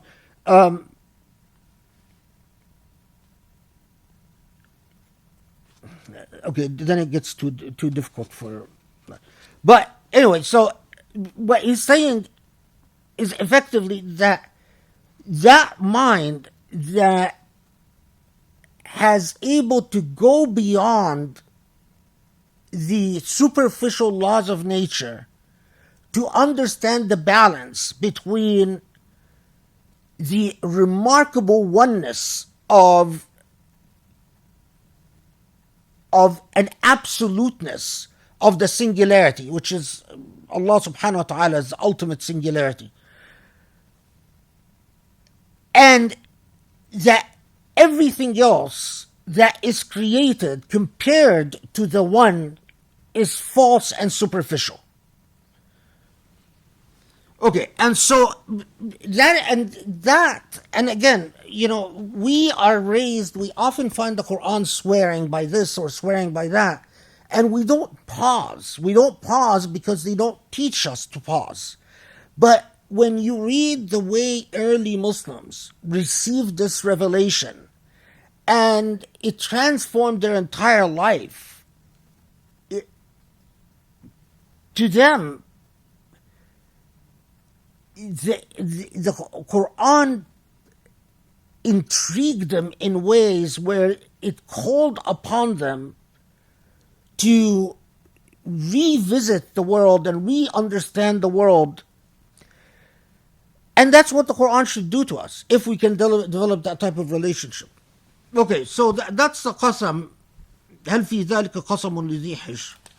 Okay, so now the people that, or the tribes that the Quran invokes as part of reflecting on history. So the tribe of Ad, the tribe of Thamud, and the tribe of Pharaoh. The most interesting thing I can tell you is, from a historical perspective, very little can be known about Ad or Thamud or the people of the Pharaoh. Or the Egyptians, perhaps the ancient Egyptians are the ones that we know the most about. There were a lot of mythologies as to where Ad and Thamud were exactly. And I've talked about this in the context of another surah, when we talked about the Qawm Salih.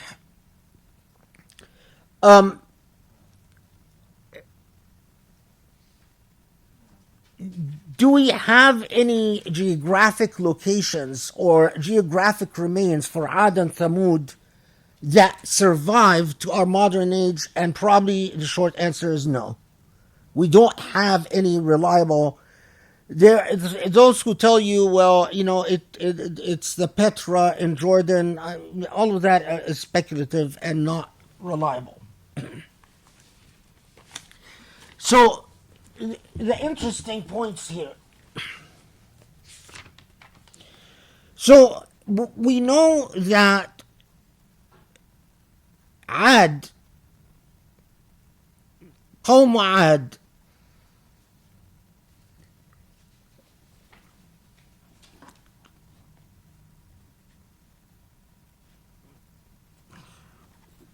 ألم تر كيف فعل ربك بعاد إرم ذات العماد التي لم يخلق مثلها في البلاد وثمود الذين ذابوا الصخر بالواد. So let's take it piece by piece. Ad is Ad bin Aus bin Iram bin Sam bin Nuh. So these are the descendants from the Prophet Nuh alayhi salam. Again, the full name as it's been reported, although there are different versions, Ad bin Aus bin Iram bin Sam bin Nuh. And these are known as Ad al-Ula, whose prophet was Hud. The prophet was Hud to Ad al-Ula. The former Ad, or the earlier Ad, there is a later Ad and there is a former Ad. And the Ad al-Ula, their prophet was Hud.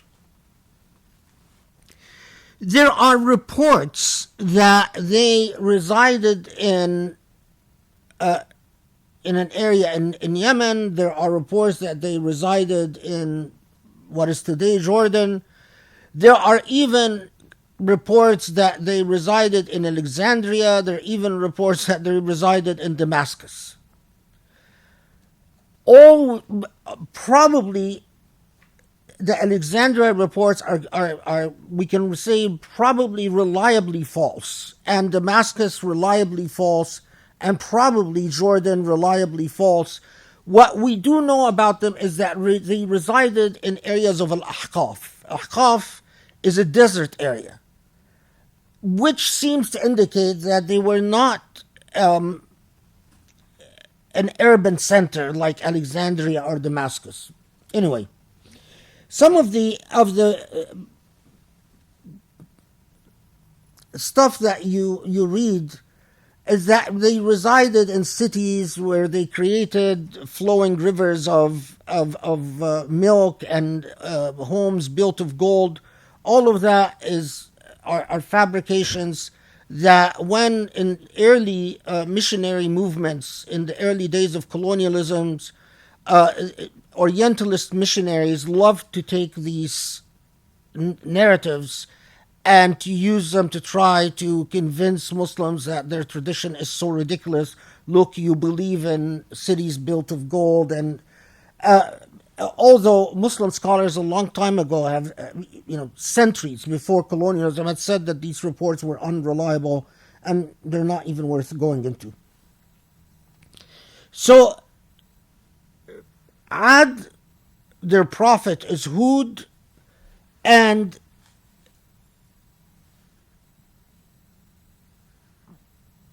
we know that they had reached a high level of power. They became very influential in the Near East area. In fact, they divided into a number of tribes and create a dynasty that was formed of a number of kingdoms. Our archaeological sciences are very backwards because whatever archaeology developed in the Muslim world developed purely as a result of the interests of Western nations. So whatever colonialism was interested in, so colonialism was interested in Petra in Jordan. Colonialism was interested in ancient Egyptian archaeology for a variety of reasons. And so that's what developed. Muslim archaeology is very, very backwards. And so, we have a lot of mythology but very little archaeology that can in fact support anything. So the reference to Ad is a reference to this inherited historical narrative that the Arabs were aware of, that Ad existed and that Ad ultimately was destroyed. Here you get when the Quran says Iram that al-imad, what is the Quran precisely referring to when it refers to Iram? And that's where you get some of the considerable disagreements. I'll sum them up to say, some said that when Allah says Iram, Allah is referring to the grandfather that Ad descended through. So remember that Ad descended from Aus, who descended from Iram, who descended from Sam, who descended from Nuh. Right? You don't have to memorize the names anyway. But so the great grandfather of Ad is Iram. However, most scholars said, no, that doesn't make sense for a variety of linguistic arguments, that it is in fact not referring to the grandfather of Ad, but referring to a tribe within the clan of Ad. That Iram was just a tribe within the clan of Ad. And that specific tribe within the clan of Ad had become famous, and I'll comment on what al-imad is, but had become famous for al-imad. Question mark, what is al-imad? We'll get to that in a second. Some said, no, it's not either a grandfather nor a tribe within the clan of Ad, but rather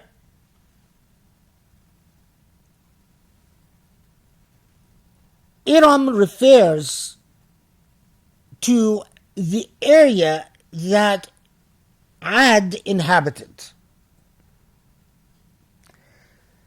Personally, I think, we don't need to resolve this debate. It is enough to know that, and this is the way I ultimately, what I conclude about these verses, is that Allah is referring to Qawm Ad, and that Iram is an identifying lineage of Qawm Ad. Whether it refers to specifically but whether it's like in the same way that Quraysh is has the tribe of Banu Hashim, and we know that the descent that Quraysh has a lineage that identifies them. Now, so it's a reference that, at least for the recipients of the Quran, they understood as a reference to Ad al-Ula, the influential tribe of Ad that had either become, and that's where the debate about Imad centers. Iram That al-Imad. What is al-Imad? Qawm Ad were famous among the Arabs, and we find even poetry where these Arab poets are imagining the glory of Qawm Ad for high pillared buildings, and not made of necessarily of palm trees, but high pillared buildings, and that it took a considerable amount of technological awareness to construct these pillars. There is a second narrative about Qawm Ad that's very interesting. A lot of authorities insist that Qawm Ad were among the race known as the giants. Have you ever heard the mythology about finding big bone skeletons? If you watch programs about ancient aliens and stuff like that, and cryptids and weird things like that, they tell you that and this is not a scientific myth, it's true, that they found the skeletons of human beings that were giants. They were considerably taller than modern human beings. Are you writing something? Oh, Sharif says it's true. I believe in the giants because I saw the bones. I mean, there's no explanation. They're just very big bones. So anyway, the Arabs, there were a lot of Arab narratives about Qawm Ad were being among the giants. And so is the Quran referring to Iram Dhat al-Imad?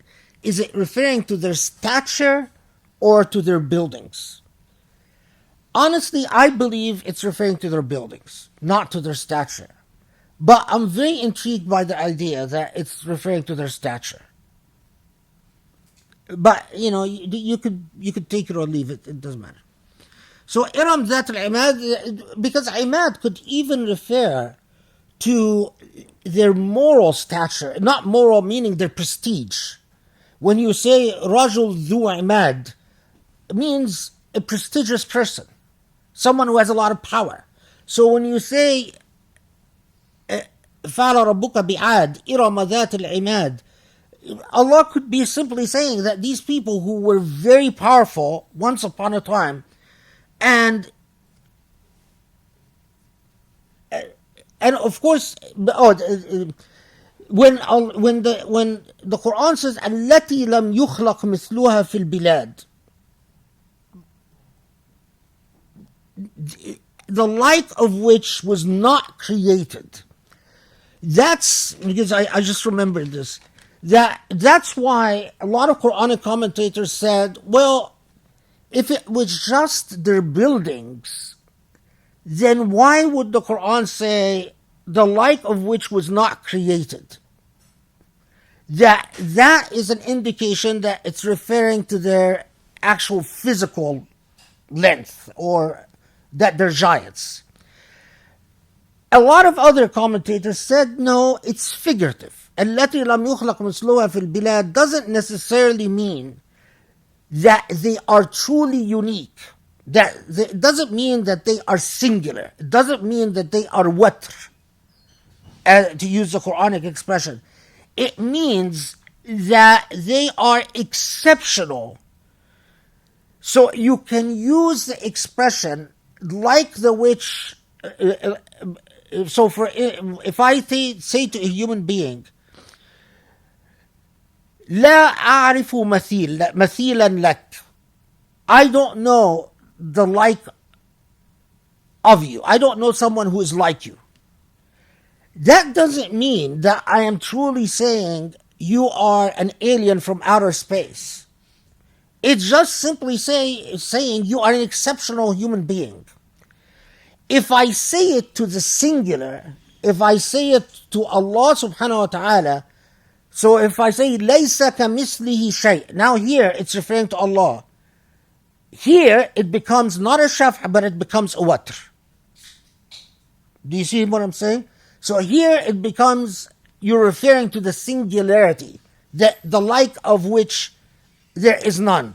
So those who read the early reference in the Quran to Shaf' al-Watr as hinting to the Quranic usage التي لم يخلق مثلها في البلاد, saying, well, it's already giving us a hint that doesn't mean that there is singularity.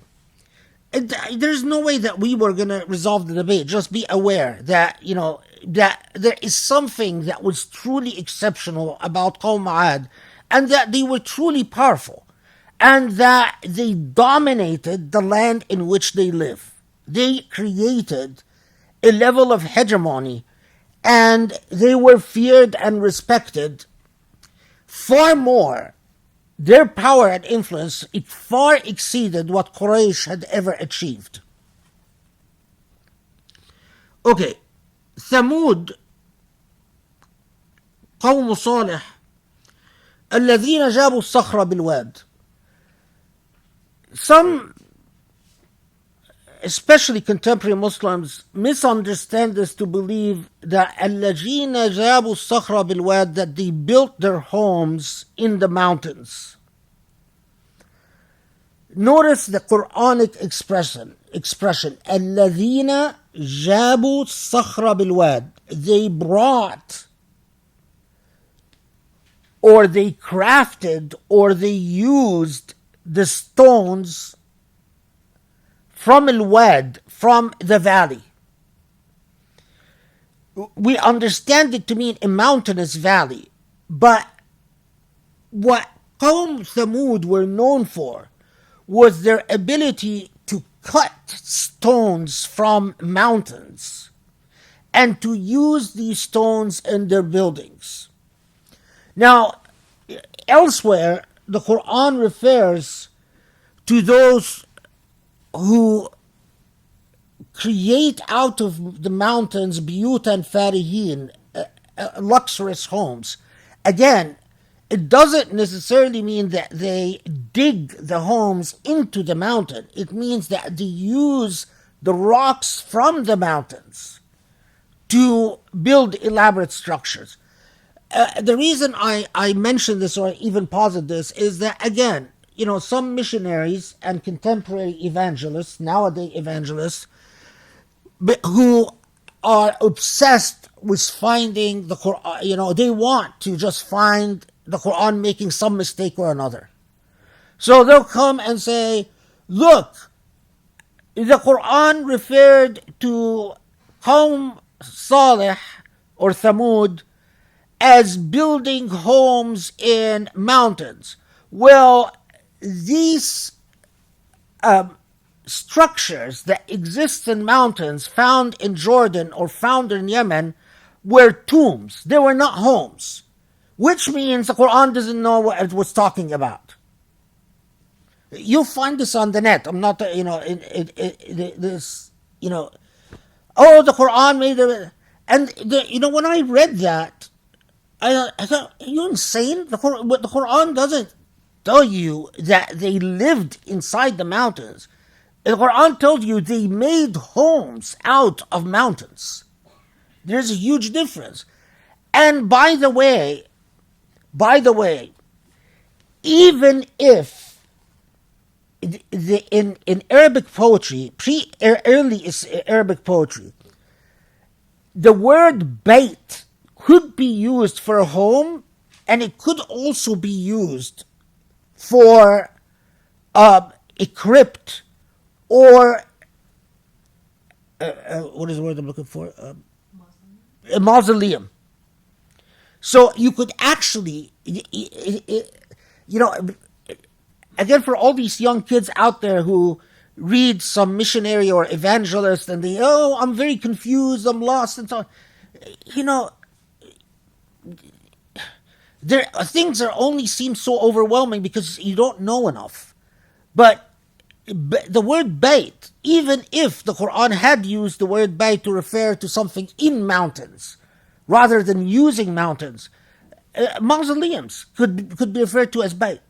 So it's wherever you reside, living or dead, is your bayt. That's in Old Arabic. Of course, it's not so in modern Arabic. Okay. I got a couple of emails, people would say, can you answer, tell us about the Quran, when the Quran mistakenly says, blah, blah, and I don't respond to this stuff, but it frustrates me when I find these undergraduates who are like, I'm so confused, I was taught the Quran never makes a mistake, and, how can it make such a silly mistake, and, anyway. Alright. وَثَمُودَ الَّذِينَ جَابُوا الصَّخْرَ بِالْوَادِ. So we talked about that. Now we come to Fir'aun. Now, وفرعون ذي الأوتاد الذين طغوا في البلاد فأكثروا فيها الفساد فصب عليهم ربك صوت عذاب إن ربك لبالمرصاد. Quranic commentators noticed that not just here but elsewhere, the Quran will often pause when it comes to the mention of Fir'aun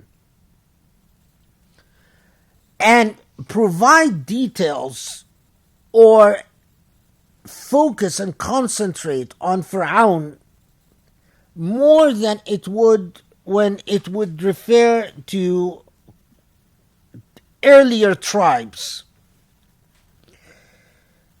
Some said that this is because أثار فرعون باقية, that Allah knew that unlike Qawm Ad and Thamud, their historical remains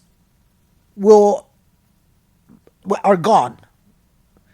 That when it comes to the people of the people of the Pharaoh, the Pharaonic people, whether it was the Hyksos in Egypt or before the Hyksos or after the Hyksos, it doesn't matter. That in fact there will be historical remains and that you can actually visit and you can reflect upon. And the commentators who are of this school will often also refer to the body of Fir'aun. And these are, as that school of thought gained more and more adherents as in the modern age we suspect that we found the body of Fir'aun, although the Egyptian government has ordered the Egyptian Museum to deny that this is the body of Fir'aun. And I mean, very odd, very, very odd. I had a friend who used to work in the Egyptian Museum, and it was a she, and she told me that she was under orders to show the body, but anyone that asks her if this is the body of Fir'aun referred to in the Quran, to say no, regardless of the historical evidence. And she was telling me the various historical evidence about the body she was showing me. And in fact, she believed it was the body of Fir'aun, but that if she said so, she would be fired, if not arrested by Amn al-Dawla. Very odd, very strange. I know that the Zahi Hawass, the little gopher that the government has appointed as the head of Egyptian antiquities, will destroy the career of anyone who says yes, the body of Fir'aun survived. It's very odd. I mean, why would the Egyptian government make it a point to make it like an issue of national security, to deny that the body of Fir'aun might have survived?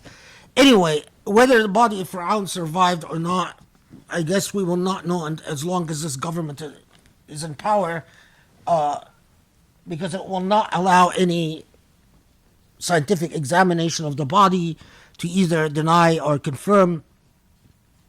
But some have said that Fir'aun had become a symbol for ongoing tughyan. So if you read Tafsir al-Maturidi, for instance, Tafsir al-Maturidi goes into why precisely Fir'aun has become symbolic in the Quran for tughyan and zulm, for injustice and oppression. That the Quran goes through the trouble of telling us in considerable detail the dynamic between Moses and Fir'aun, of course elsewhere, and Joseph and Fir'aun of the time, or at least the Malik of the time, the ruler of Egypt of the time, is that what the Quran is referencing is the paradigm of oppression and injustice. And in fact, we know that the minute you say the Pharaoh in Islamic culture, it had become a symbol for oppression and injustice and despotism in its worst form. Okay, so why does it say وَفِرْعَوْنَ ذِي الْأَوْتَادِ? That's... How did you translate أوتاد? of the tent poles. Okay, it's very interesting that he chose tent poles.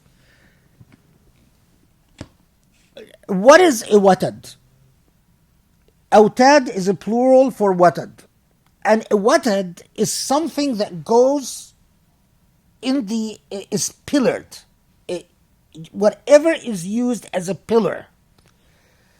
So here when it says وَفِرْعَوْنَ ذِي الْأَوْتَادِ, is it referring, as a lot of Egyptian Quranic commentators said, is it referring to the pyramids?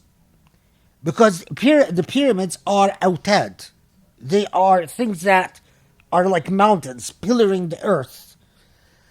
Or is it referring to the fact that all pharaonic temples had these huge pillars that they stand, if you go to visit any of the pharaonic Karnak temples and so on, immediately you notice these huge pillars.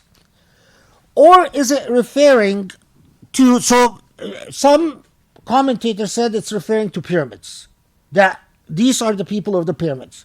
Some said no, it's referring to the fact that that Pharaoh would use an enormous amount of labor to build these temples with very high pillars and very huge pillars.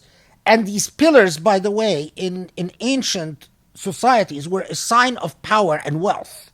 The more elaborate, the bigger your pillar, the greater the sign that you have dominated and control earth. Third school said no, it refers to the method of torture that Pharaoh would use against his opponents. And that's what Autad referred to. Pharaoh had become infamous. Pharaoh Musa had become infamous for the fact that he was fond of, when he would torture his opponents, he would tie them to 4 poles anchored on the ground and then start ripping them piece by piece. So they're sprawled out, and then torture them by cutting them up.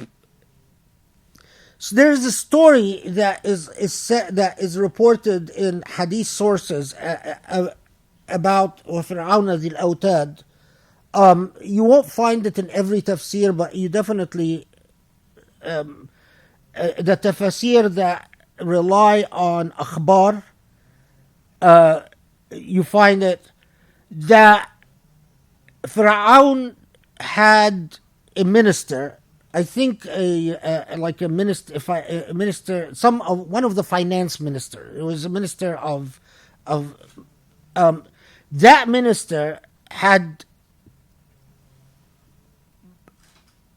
converted to Moses, to the religion of Moses, and was hiding his face. And that minister had a daughter. That daughter worked as a maiden to Pharaoh's daughter. So Pharaoh had a daughter, and that minister had a daughter, and Pharaoh's daughter employed the minister's daughter as one of her maiden girls.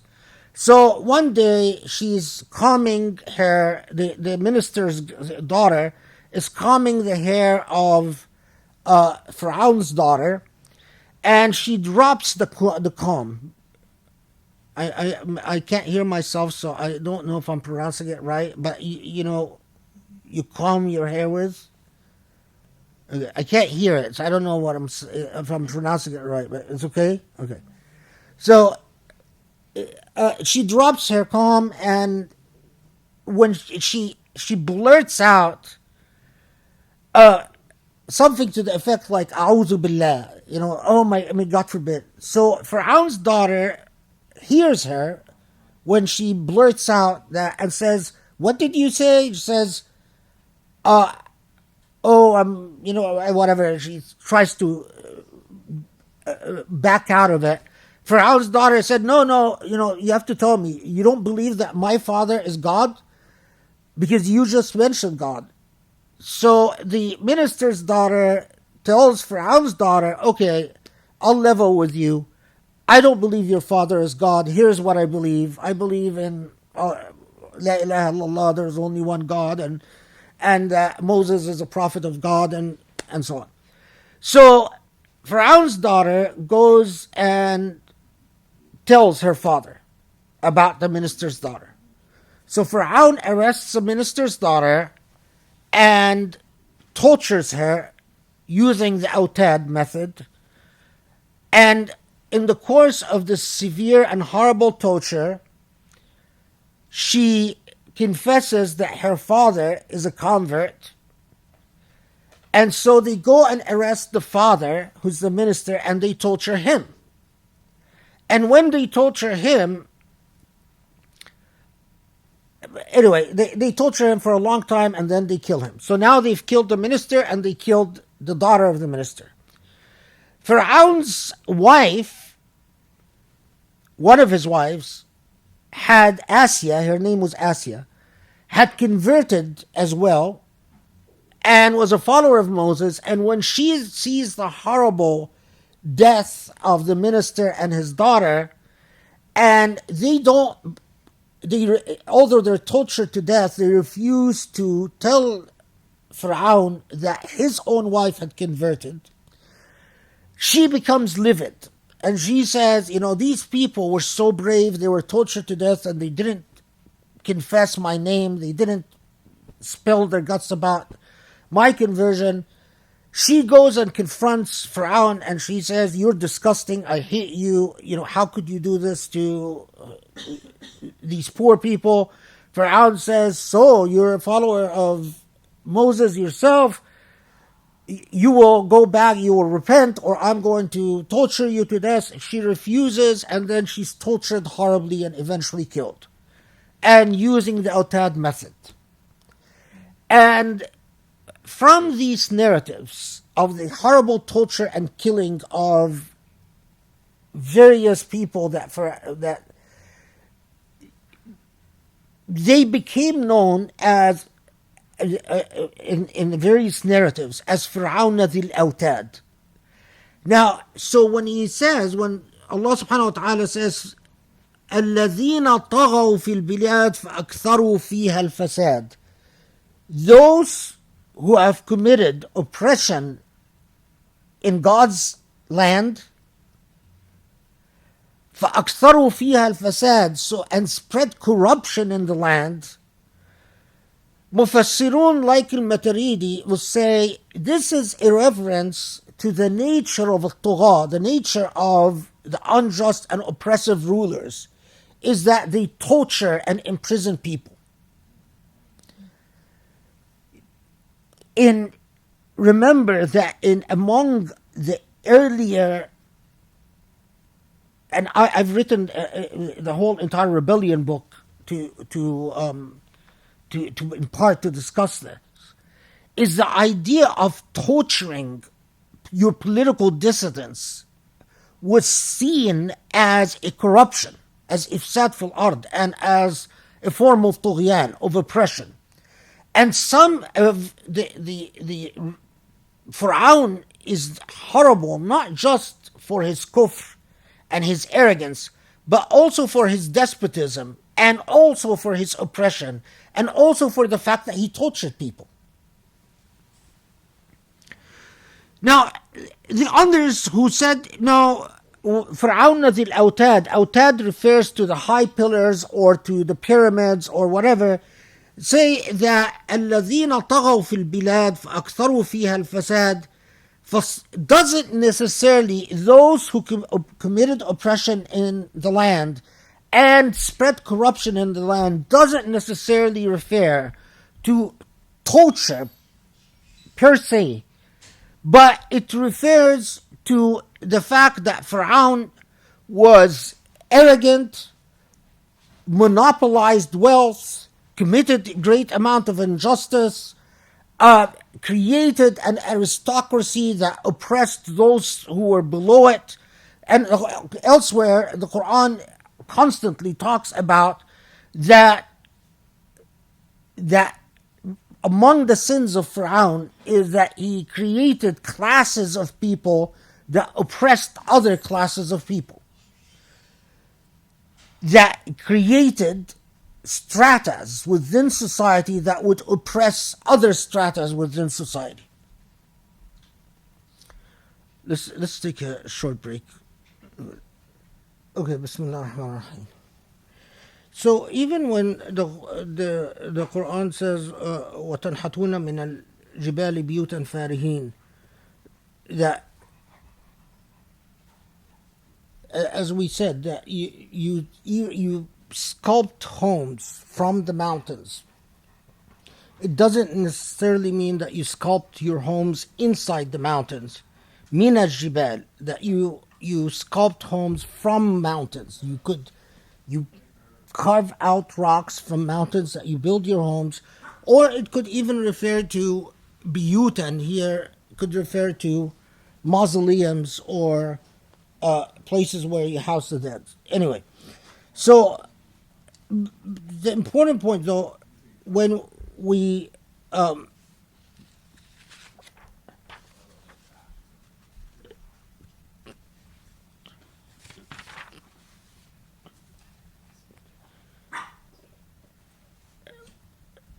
going back to وَالَّذِينَ طَغَوْا فِي الْبِلَادِ فَأَكْثَرُوا فِيهَا الْفَسَادِ, those who have caused oppression and spread corruption in the land, فَصَبَّ عَلَيْهِمْ رَبُّكَ صَوْتَ عَذَابٍ إِنَّ رَبَّكَ لَبِالْمِرْصَادِ. So Allah punished them. إِنَّ رَبَّكَ لَبِالْمِرْصَادِ, God is ever watchful and holds people to account. Now, note here,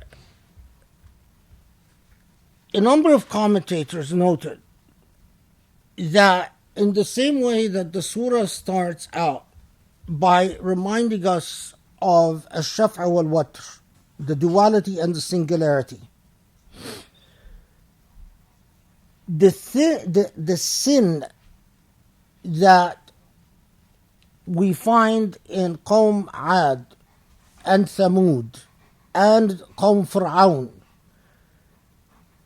the earmark of these tribes is that they imagine their own power as independent and singular in the height of elitism.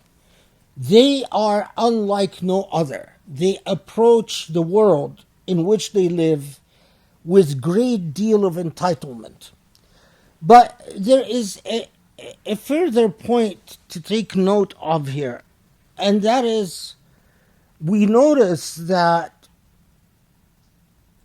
every despot that effectively demands to be worshipped in God's stead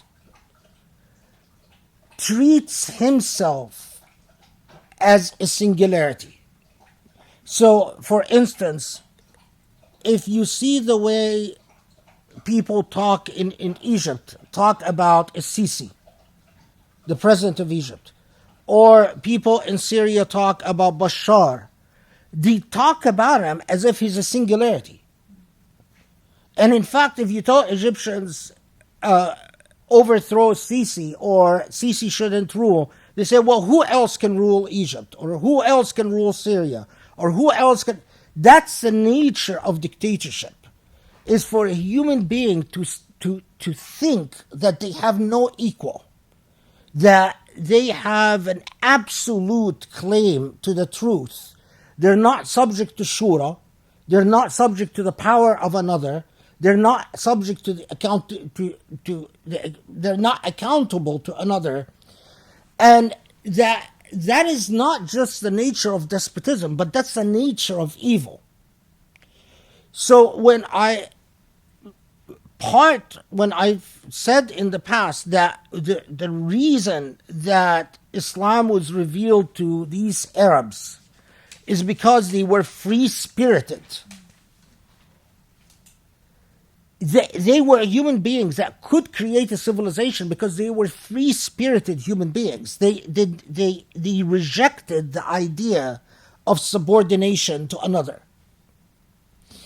And so we find these remarkable parallels in Surah Al-Fajr, that even if you didn't know the specific meanings of the words, just reciting Surah Al-Fajr, you felt these meanings in your heart.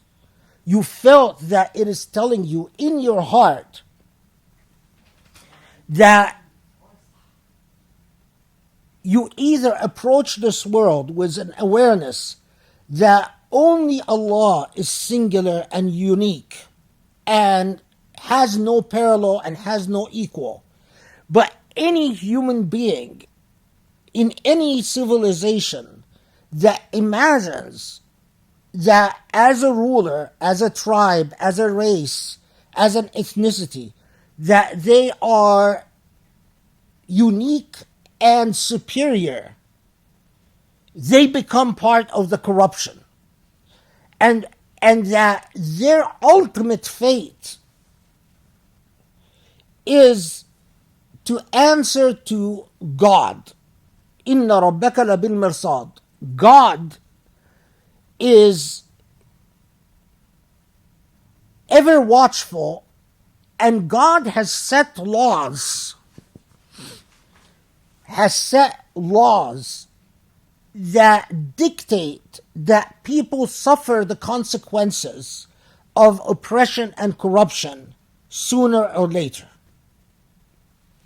So there's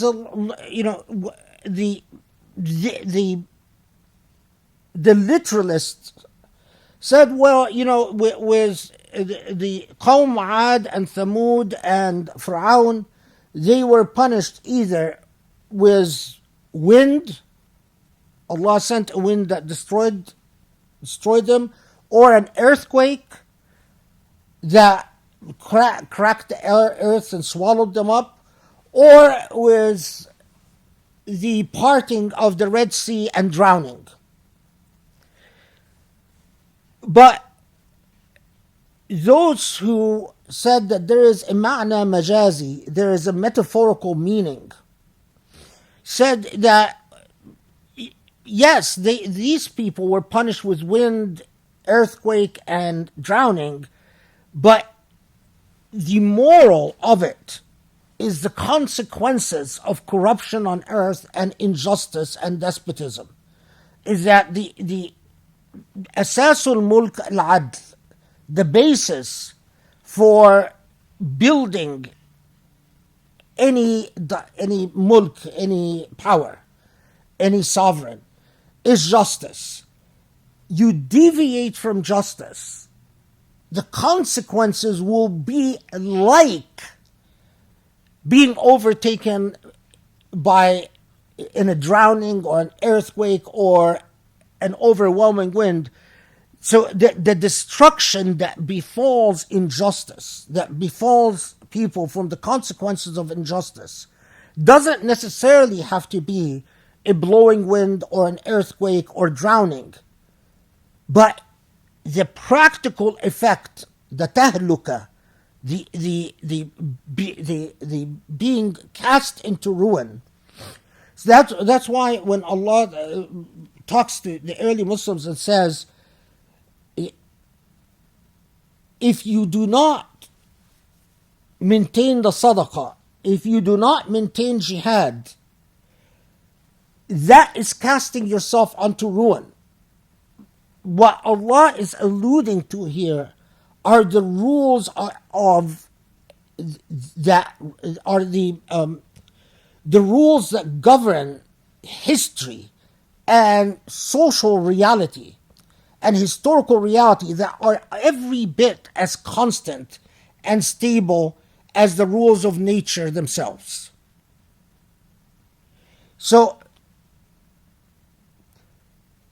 that is why when you read in Islamic literature and they tell you that we foresee the consequences of injustice, that injustice will result in ruin, they see that as part of the social laws that created. Justice maintains mulk, maintains states or societies.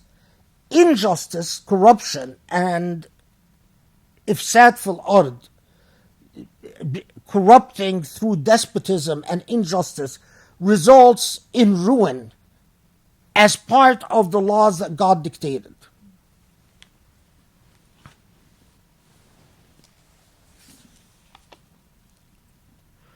Okay, so here in the translation, who terrorized the land and increased corruption therein, so thy Lord poured upon them the scourge of punishment. So that's all, we've dealt with that. Truly thy Lord lies in ambush. I don't like that. In ambush is not. Inna rabbaka la bil mirsad. In ambush is not an mirsad comes from the word rasada. And rasada means to keep watch over something in a meticulous and systematic way.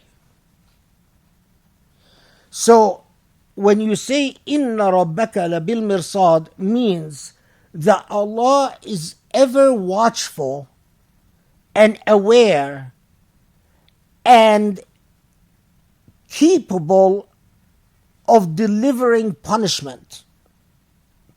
Now, many commentators said the punishment is not just on this earth as in allowing you to suffer the consequences of tyranny and oppression and injustice, but also in the hereafter.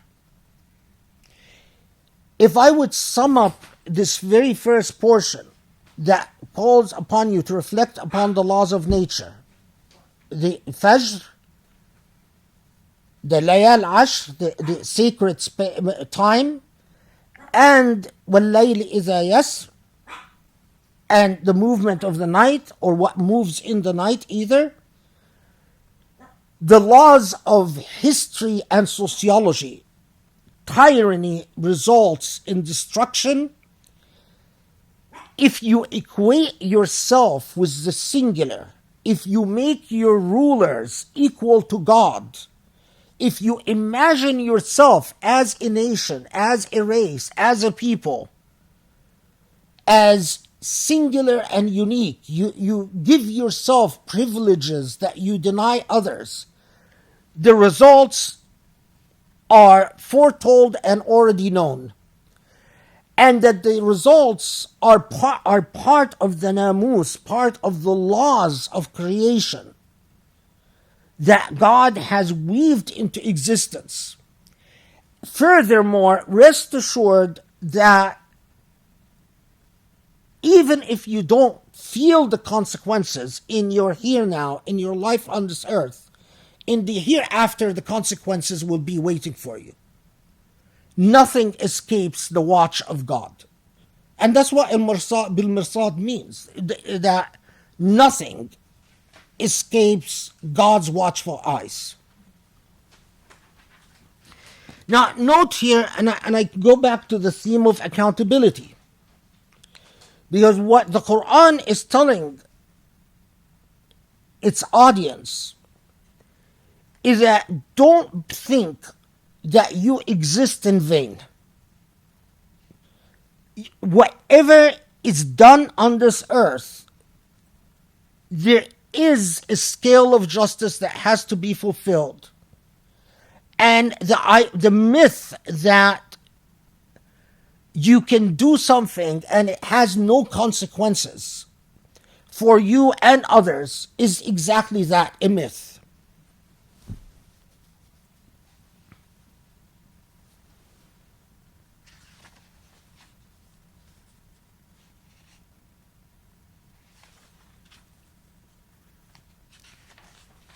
Okay, so I just want to make sure that I didn't miss anything before we move on.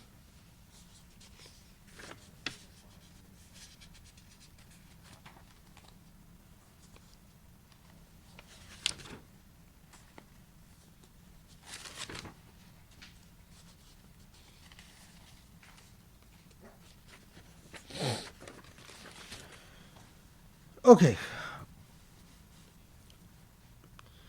Now, in again, classics, typical of the style of the early Meccan surahs, there is a shift at this point from the larger phenomena of existence, the meta picture, to a micro picture within the heart and mind of human beings. So it invited you to reflect upon the larger picture of nature, to understand the singularity of Allah, and to reflect upon the movement of history and sociological laws. But then it takes you to the individual level, the level of your own private being, your own consciousness, to tell you how the micro is related to the macro, or how the macro is related to the micro. To put it simply, well, if you're going to start with yourself, what is it within yourself that leads to the type of arrogance where human beings forget accountability, the type of arrogance that lead to human beings forgetting consequences, the type of arrogance that leads to human beings becoming forgetting about nature and the laws of creation. How does that meta view relate to the micro view? فأما الإنسان إذا ما ابتلاه ربه فنعمه فأكرمه فيقول ربي أكرمن وأما إذا ما ابتلاه فقدر عليه رزقه يقول ربي أهانن. So now it goes to the individual level. Let me see how these. We're getting to 7:15. Okay.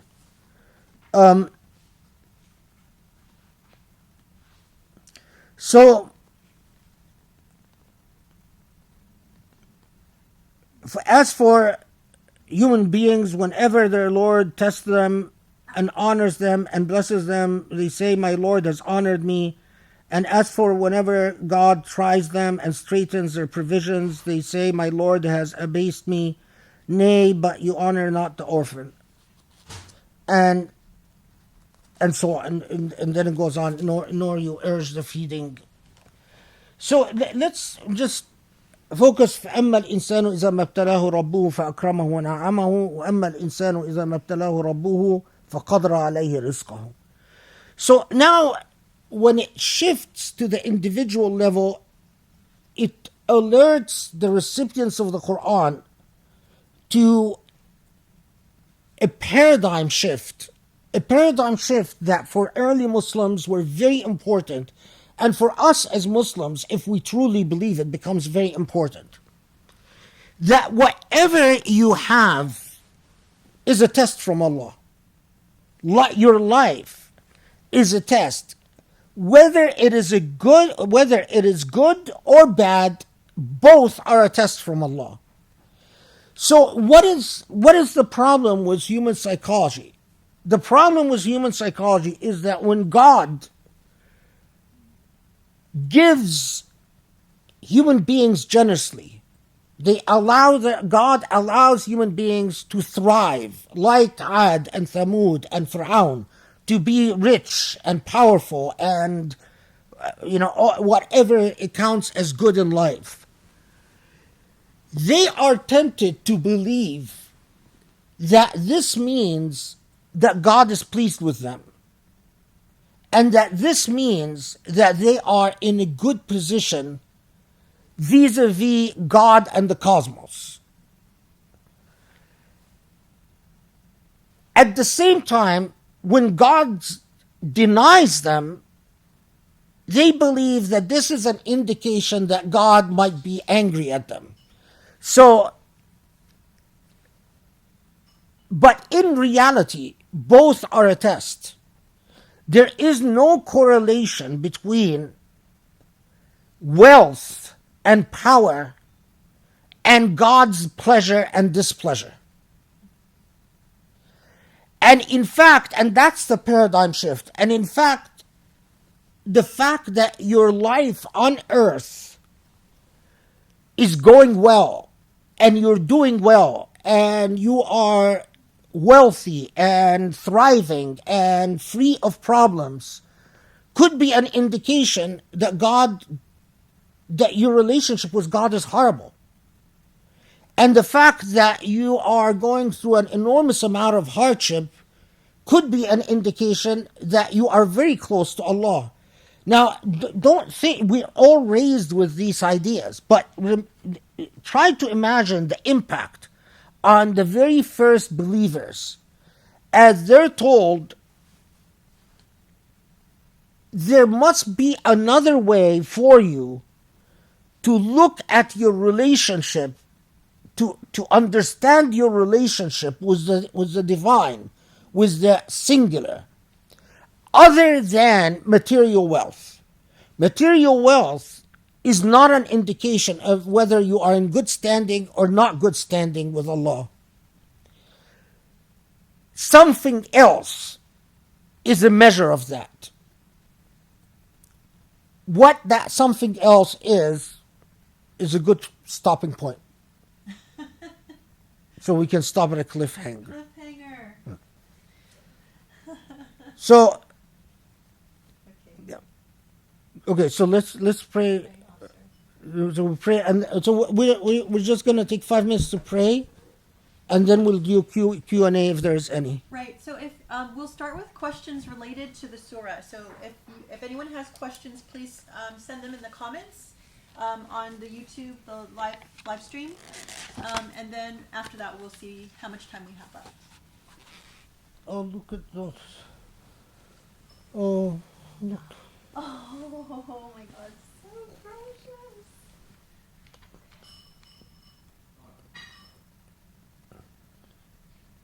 You see, I think they're proof of the divine. Yes. The human beings, somehow their consciousness becomes translated into a sense of being and purpose. And that move from consciousness to being and purpose is impossible without a creator. And with animals that are all instincts, especially instincts that are not consistent with self-preservation, are impossible without a creator. I mean, the new atheists are insane, but you know, before you ask me the questions, if there are any, أما الإنسان إذا ما ابتلاه ربه فأكرمه ونعمه يقول ربي أكرمن وأما إذا ما ابتلاه فقدر عليه رزقه فيقول ربي أهانن. This is probably one of the hardest emotional challenges to human beings, because our nature, by just the way we are made, is that when things are not going right for us, immediately we think the first inclination, if we're believers, is that God must be angry at us. Imagine the hardest test is that to lose a loved one. Now, the Prophet ﷺ lost so many loved ones. And when I try to put myself in his shoes, and I think of the number of children that he lost in his lifetime, a harder test is not possible. The level of poverty and need. I mean, one of the saddest developments in history is that when they tore down the Prophet's home, because the Prophet's home was so humble, so simple, to imagine that someone who he lived his entire life in this extremely limited space, and yet that level of poverty did not interfere in his relationship with Allah, is a lesson that we all badly needed. Anyway, okay, so is there any questions? There are. You guys, can I text you my question? Yes, please do. You can text me.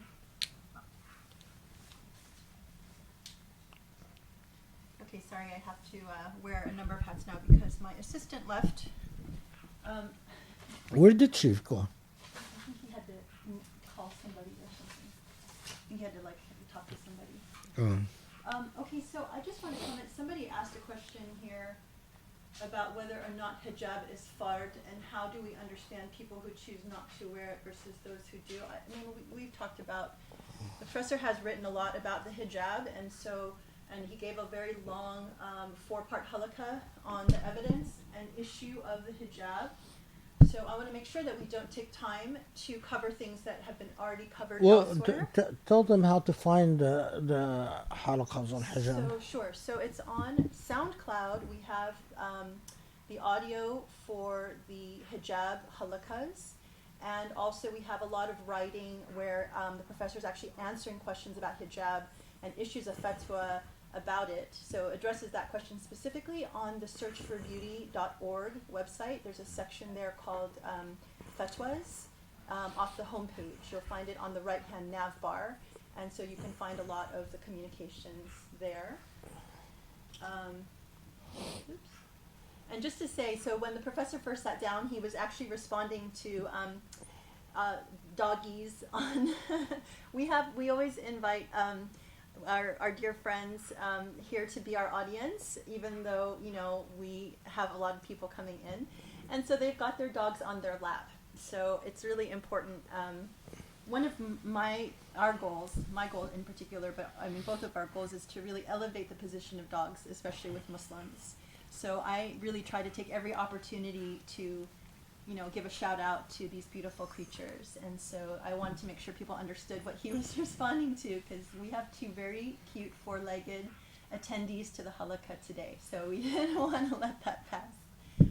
Okay, so let's see. It's important to know the location of these qa'ins, Q-A-I-M-S, that are mentioned in the Quran, or only the wisdom behind it, or both. I'm sorry, I don't know what a qa'im is.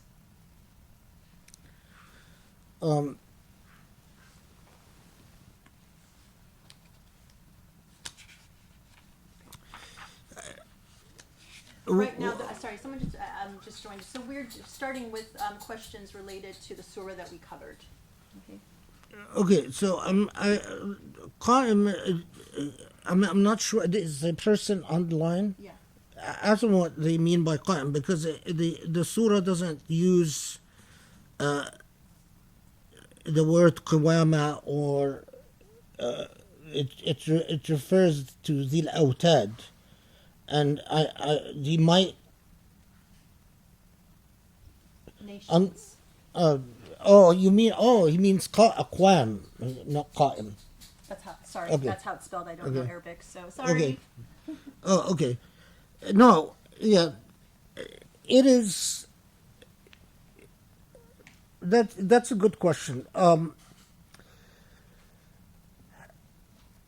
Efforts to locate the Qawm Ad or Qawm Thamud.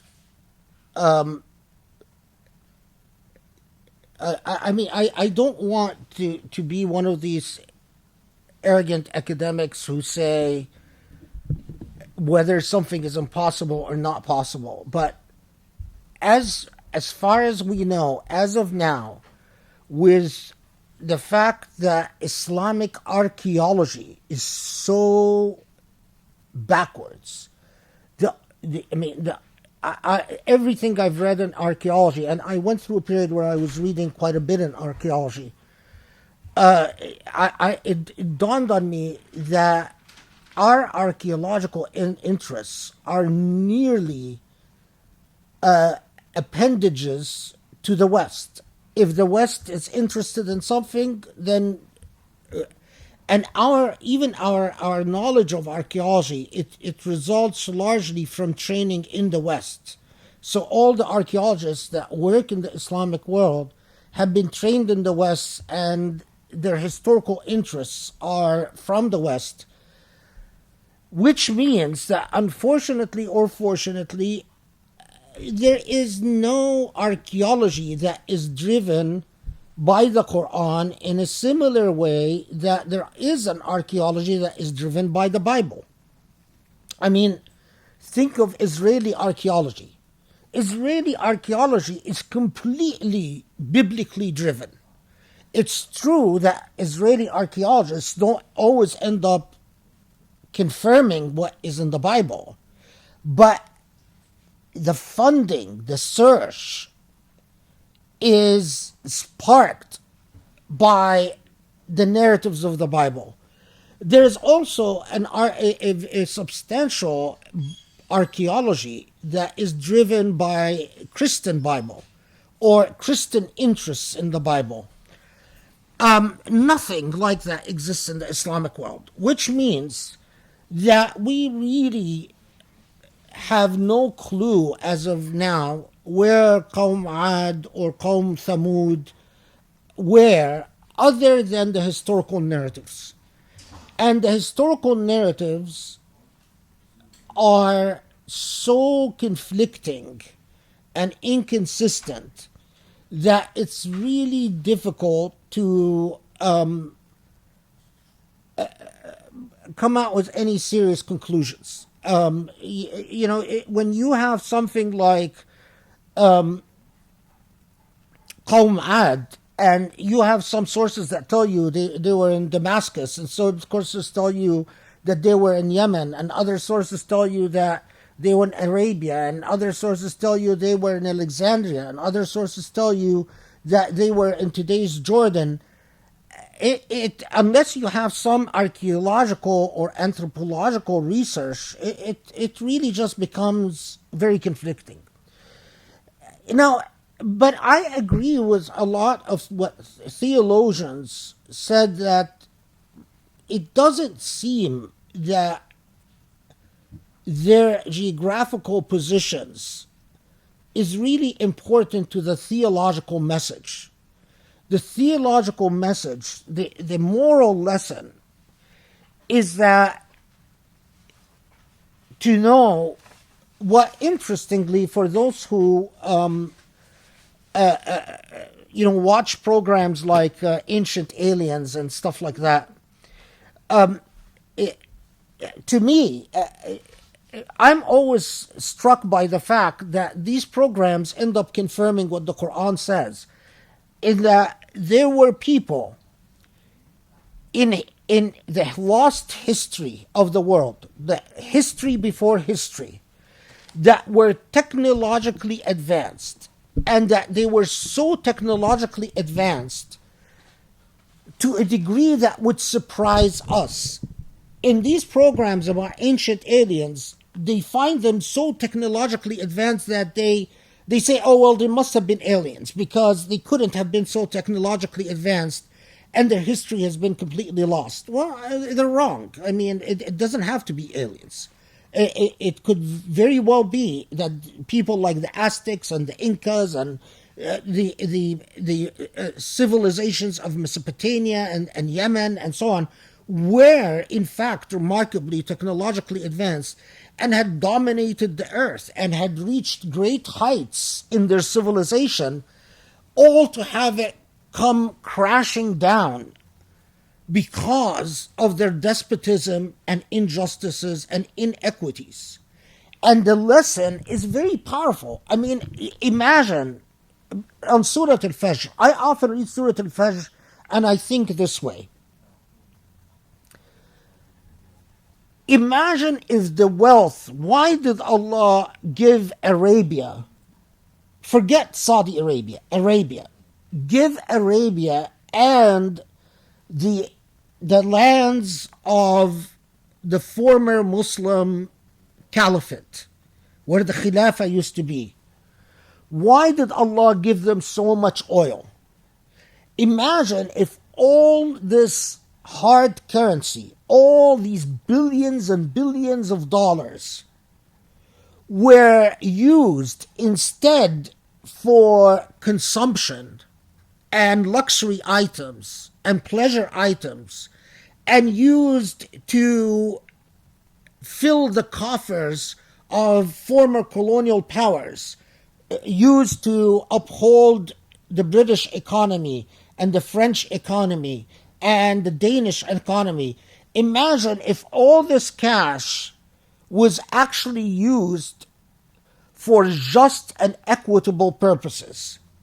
Would there be any doubt that you would have a thriving Islamic civilization? Perhaps the like of which history had not seen. I am talking, that amount of wealth could have created an Islamic civilization that exceeds the achievements of the Ottoman civilization. Logic, just look at the amount of money Allah gave. We had colonialism. Right as colonialism was ended, was a period of domination, Allah gave us this gift, this tons and tons and tons of free money. In fact, the key to energy in the entire world, at the time when no one in the world, we didn't have Russian petroleum yet, we didn't have American petroleum yet, we had Arabian petroleum. Arabian petroleum made the cars and the tanks and the airplanes, the early cars and the early tanks and the airplanes of World War I and World War II move. They were the source of energy for the entire world. Colonialism fought World War I and World War II largely on the basis of Arab oil, or Middle Eastern oil, or Muslim oil. To be honest, Muslim oil. But the fact that Muslims did what Qawm Ad and Thamud and Fir'aun do, they made the rulers into gods. The king of Saudi Arabia is a god. You can't second guess him. You can't defy him. You can't disobey him. You can't, they're God. The ruler of Egypt is a god. The ruler of Syria is a god. The ruler of Iraq was a god. The fact that they, and all that wealth was wasted. وَإِنَّ رَبَّكَ لَبِالْمِرْصَادِ. Do you think God, who is watchful and who makes people suffer the consequences, aren't we seeing the consequences right now? Aren't we seeing the mess that Muslims are in? These are the consequences. From a theological perspective, you had colonialism. You were dominated. I gave you the key to overcome colonialism, to rebuild the Islamic civilization, to create Khilafah unlike anything history had seen.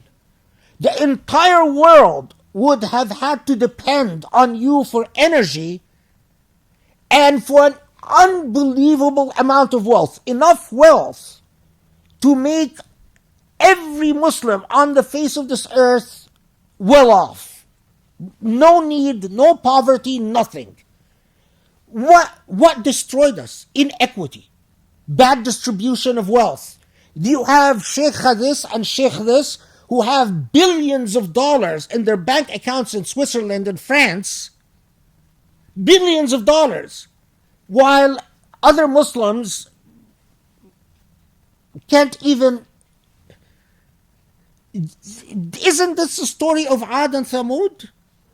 Didn't the Quran basically tell us what we are living?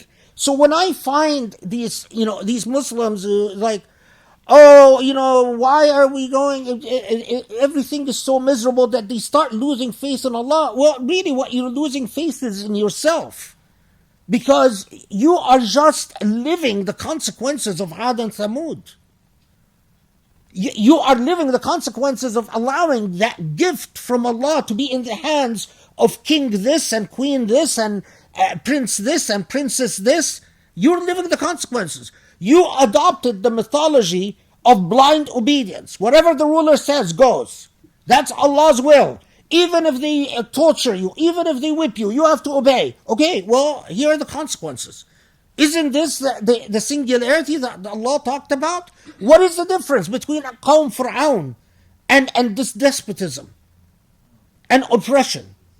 So understand the moral lesson, because the moral lesson is present and overwhelming.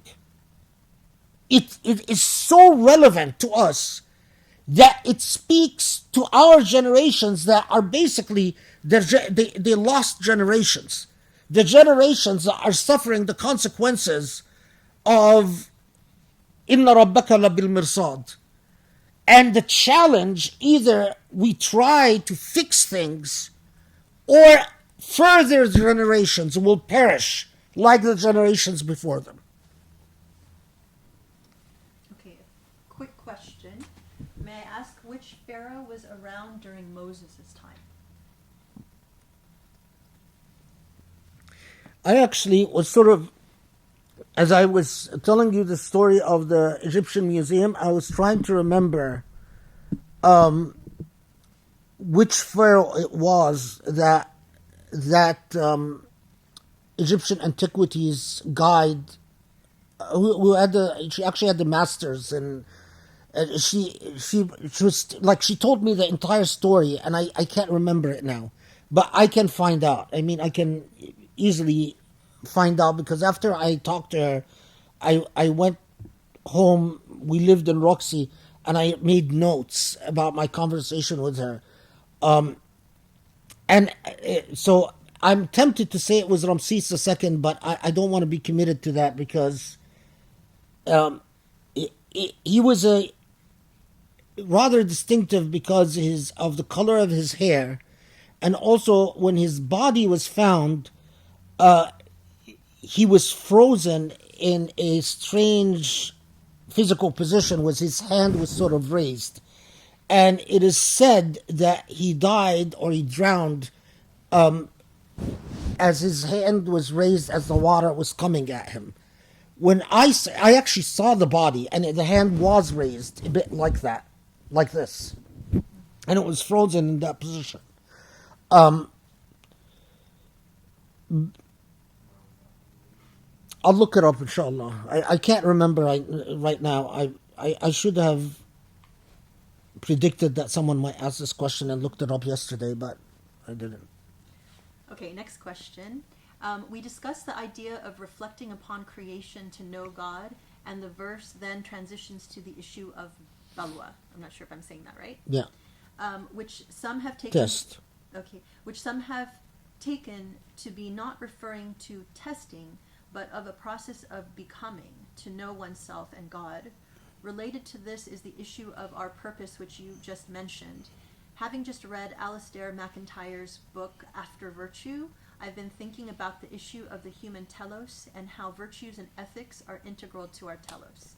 This is a huge concept, but I was wondering whether you could offer some brief remarks on our telos, and if possible, how virtues fit into our telos. Yeah, I actually, when I wrote Speaking in God's Name, if I remember correctly, it's in either Speaking God's Name or in Reasoning with God. I don't remember which book, but one of my books I cite to the After Virtue, that particular book, because like you, I saw the very clear parallels with Islam. And I very much do believe that the transformation that the Quran, the dynamic that the Quran calls for, and the transformation that the Quran tries to create within human beings is not simply thinking of things as I am being tested so that I endure in patience.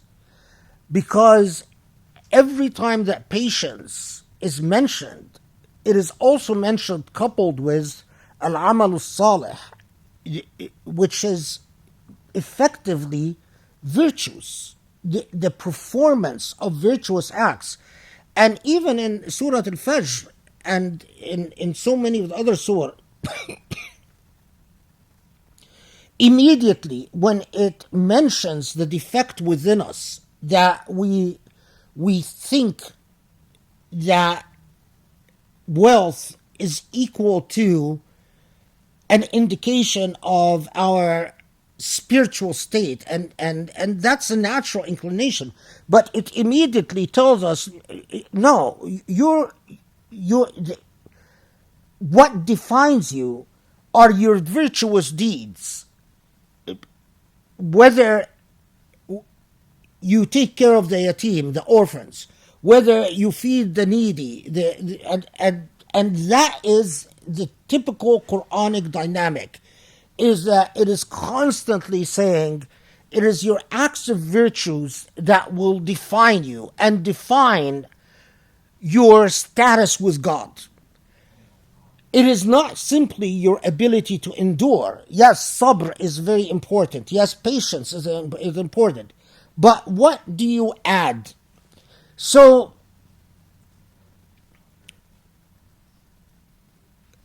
without getting into, because I mean, I'm, if we open this door of, I think, if anyone can remind, I think I wrote about human telos in one of my writings. I don't remember which. Do you remember? I think speaking in God's name. Was it speaking in God's name? I bet it could be both, too. But I seem to remember speaking God's name. Okay. Anyway, Sorry? Was it the great huh? No, I think speaking in God's name. Or reasoning with God. yeah, it's horrible when you can't remember.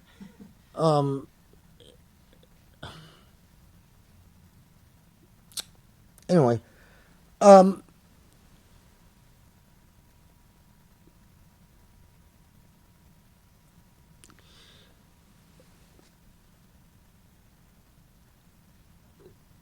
yeah, I mean the issue of the question of that needs, because while we have a great deal of classical material that have been written on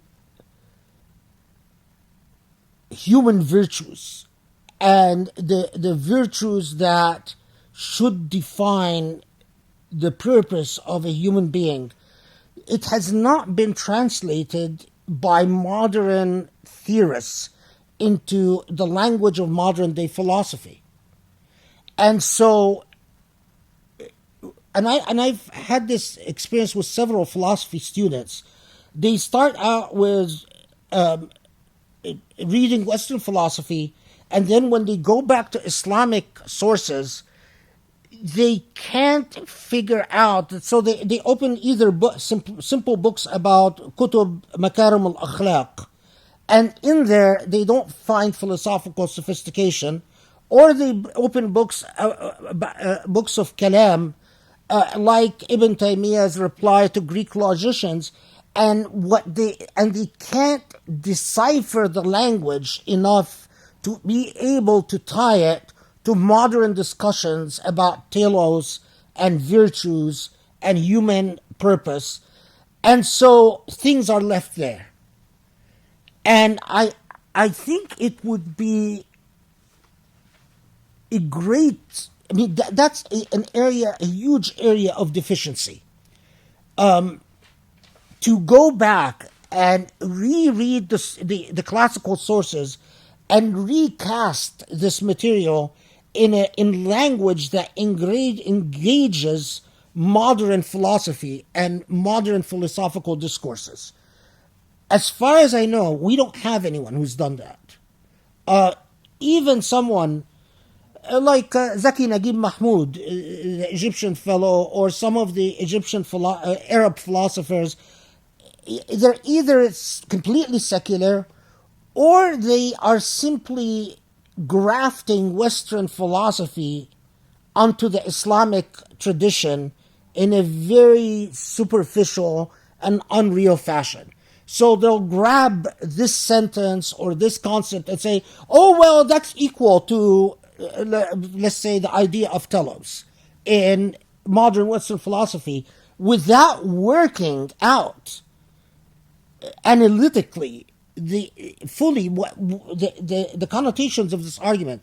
The closest person that I know who's actually done it, done some of it in a real way, is Surush. But Surush, of course, belongs to a certain Western philosophical school, and he seems to be very wedded to it. So anyway, okay, is that good enough?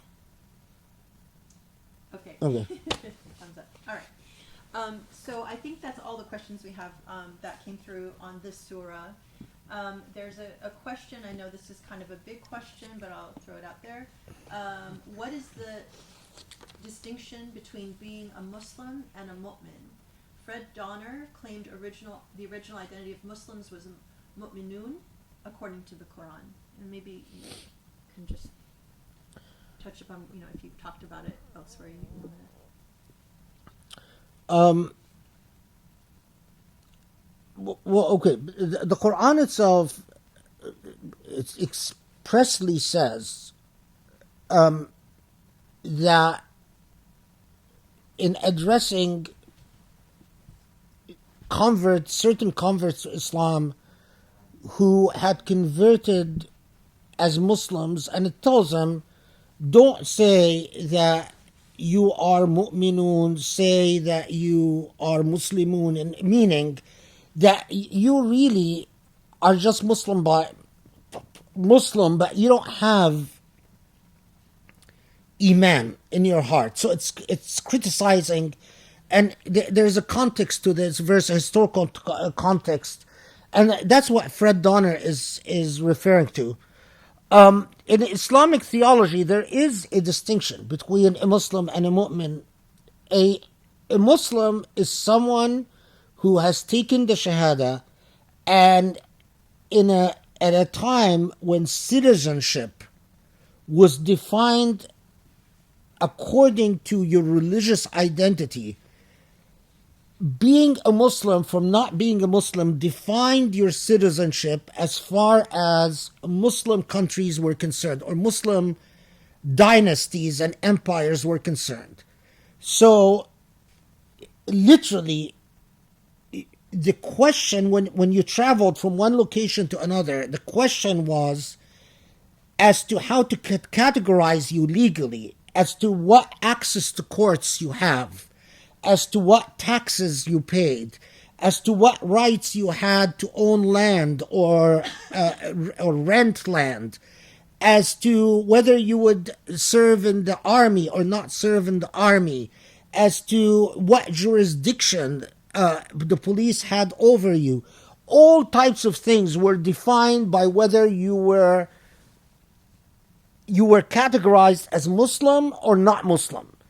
And there is no doubt that many people categorize themselves as Muslim for the purposes of what we today call citizenship, but what for at their time called affiliation, for their official affiliation, for better or for worse. And there were many reasons that people could want to be affiliated as Muslim or has Muslim citizenship, but whether you had iman or not, that's a separate matter.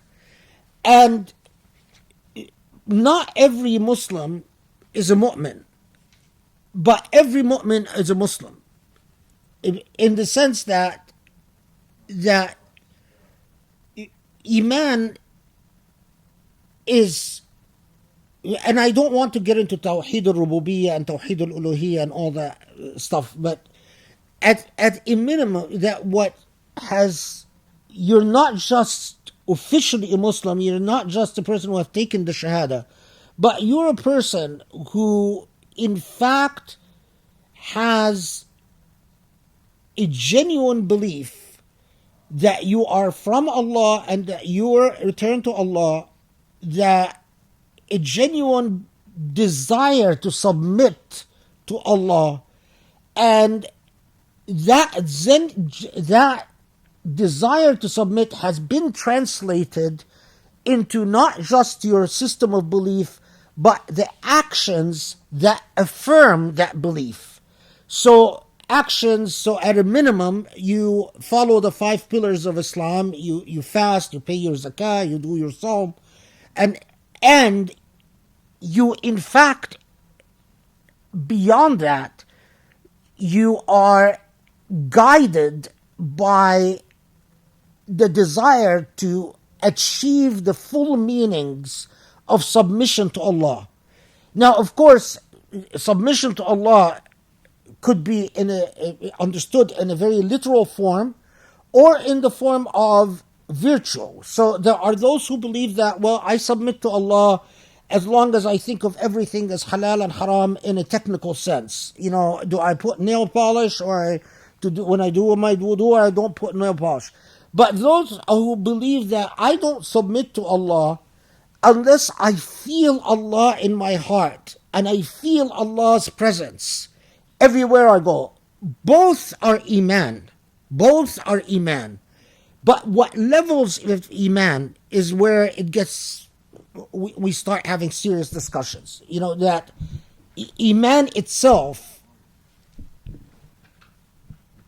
has gradations and levels between those who don't know God other than a sovereign who commands, who rewards and punishes, and those who are, when Allah says, وَهُوَ مَعَكُمْ أَيْنَمَا كُنْتُمْ, Allah is with you wherever you go.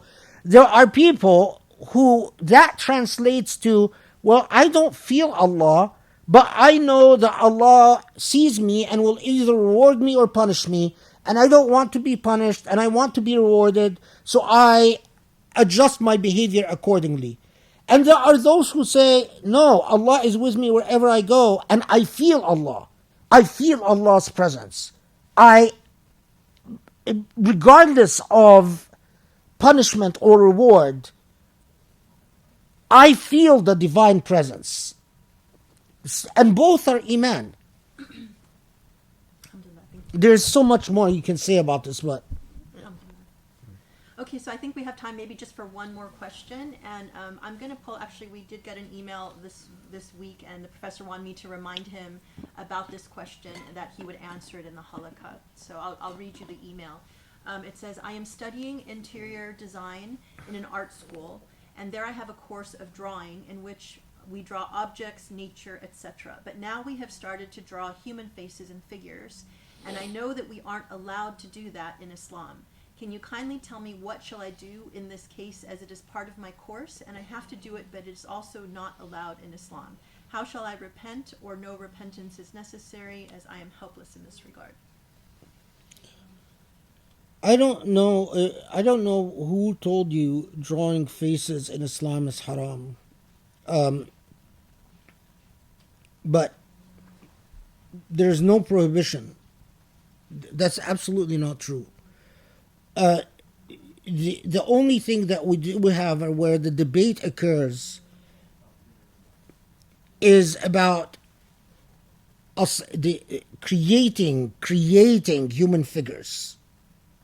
I mean, the Rasm al-Ajsam or Sun al-Ajsam, which was understood as statutes.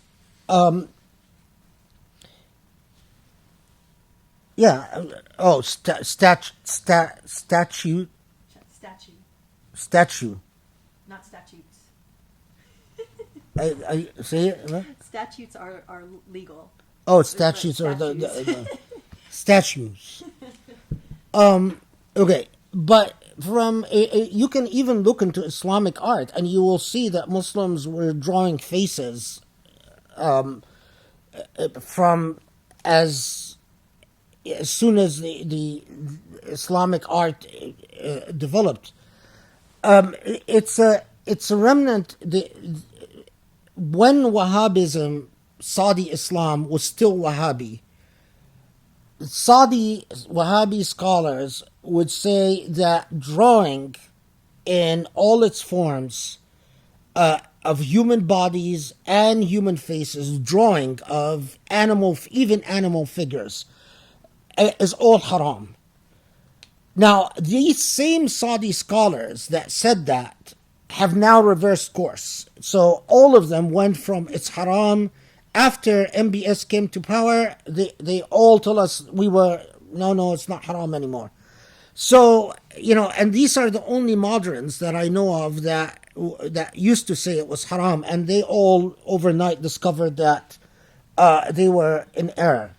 But the origin of the thing is that the Prophet ﷺ,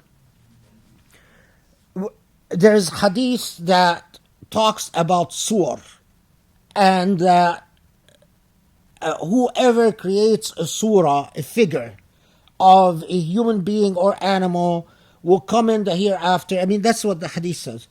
And will come in the hereafter, and Allah will tell them to put a soul in the figure they drew, and when they fail to do so, Allah will punish them. Now, that hadith is weak. In some versions, it's marfu'. In other words, it has gaps in transmission, and in other versions, it's simply weak. In its chain of transmissions, it has non-thiqat. And even the jurists who dealt with the issue of surah said that the refrain, the concern about creating human figures or animal figures was that Islam, among those who had converted to Islam, they used to be idol worshippers, and that in early Islam there was a concern that idol worshipping would return easily, that people would revert back to idol worshipping. Since the writings of people like Muhammad Abdu and Rafa' al-Tahtawi and Sheikh al-Alusi and from Syria and so many others, because we don't have any strong textual sources that tell us drawing is haram, and because we know that in fact Muslims do have in their art, they drew figures and they drew faces, and you can look up Islamic art and see it for yourself, and because there is no concern that we are going to you're not going to draw someone's face and the next day you'll find people worshipping your drawing. That's not a concern, and that's not a worry. Reversion to idol worshipping, we have much more to worry about in terms of the way we worship money and the way we worship luxury and we're more likely to worship a fancy car like a BMW than to worship one of your drawings. So it's not haram. Do your drawing at art school, excel in your art, be the best artist you can, produce amazing art that invites to Allah's way and that it honors Muslims and represents Muslims well, and you will be rewarded by Allah. Whoever taught you it's haram mistaught you. They're close-minded and they don't know the jurisprudential tradition that they represented to you. Alhamdulillah. Thank you. So with that, then we'll conclude for today. And I just want to remind you, in terms of our next meeting, of course, Friday, we'll have the next khutbah. And then the 20th, which is Saturday, June 20th at 4 p.m., inshallah, we will do the first new Quran Halaqa. And then the next meeting to finish, inshallah, Surah Al-Fajr will be July the 11th, which is the weekend after the July 4th weekend. And then I think what we will look to do is probably 2 weeks after that, on July the 25th, do our next Q&A. So feel free to send me any questions, and I've already received a lot of questions, so thank you very much. And I apologize to those whose questions we didn't get to today. But inshallah, we will get there. So thank you for joining us. My plan, inshallah, when we come back to Surah Al-Fajr, is to finish Surah Al-Fajr and start Surah Al-Ghashiyah. Okay. Inshallah. Very good. Okay. Inshallah. So thank you so much, and inshallah, we'll see you Friday. Okay. Okay, assalamu alaikum Press it everyone. for a second.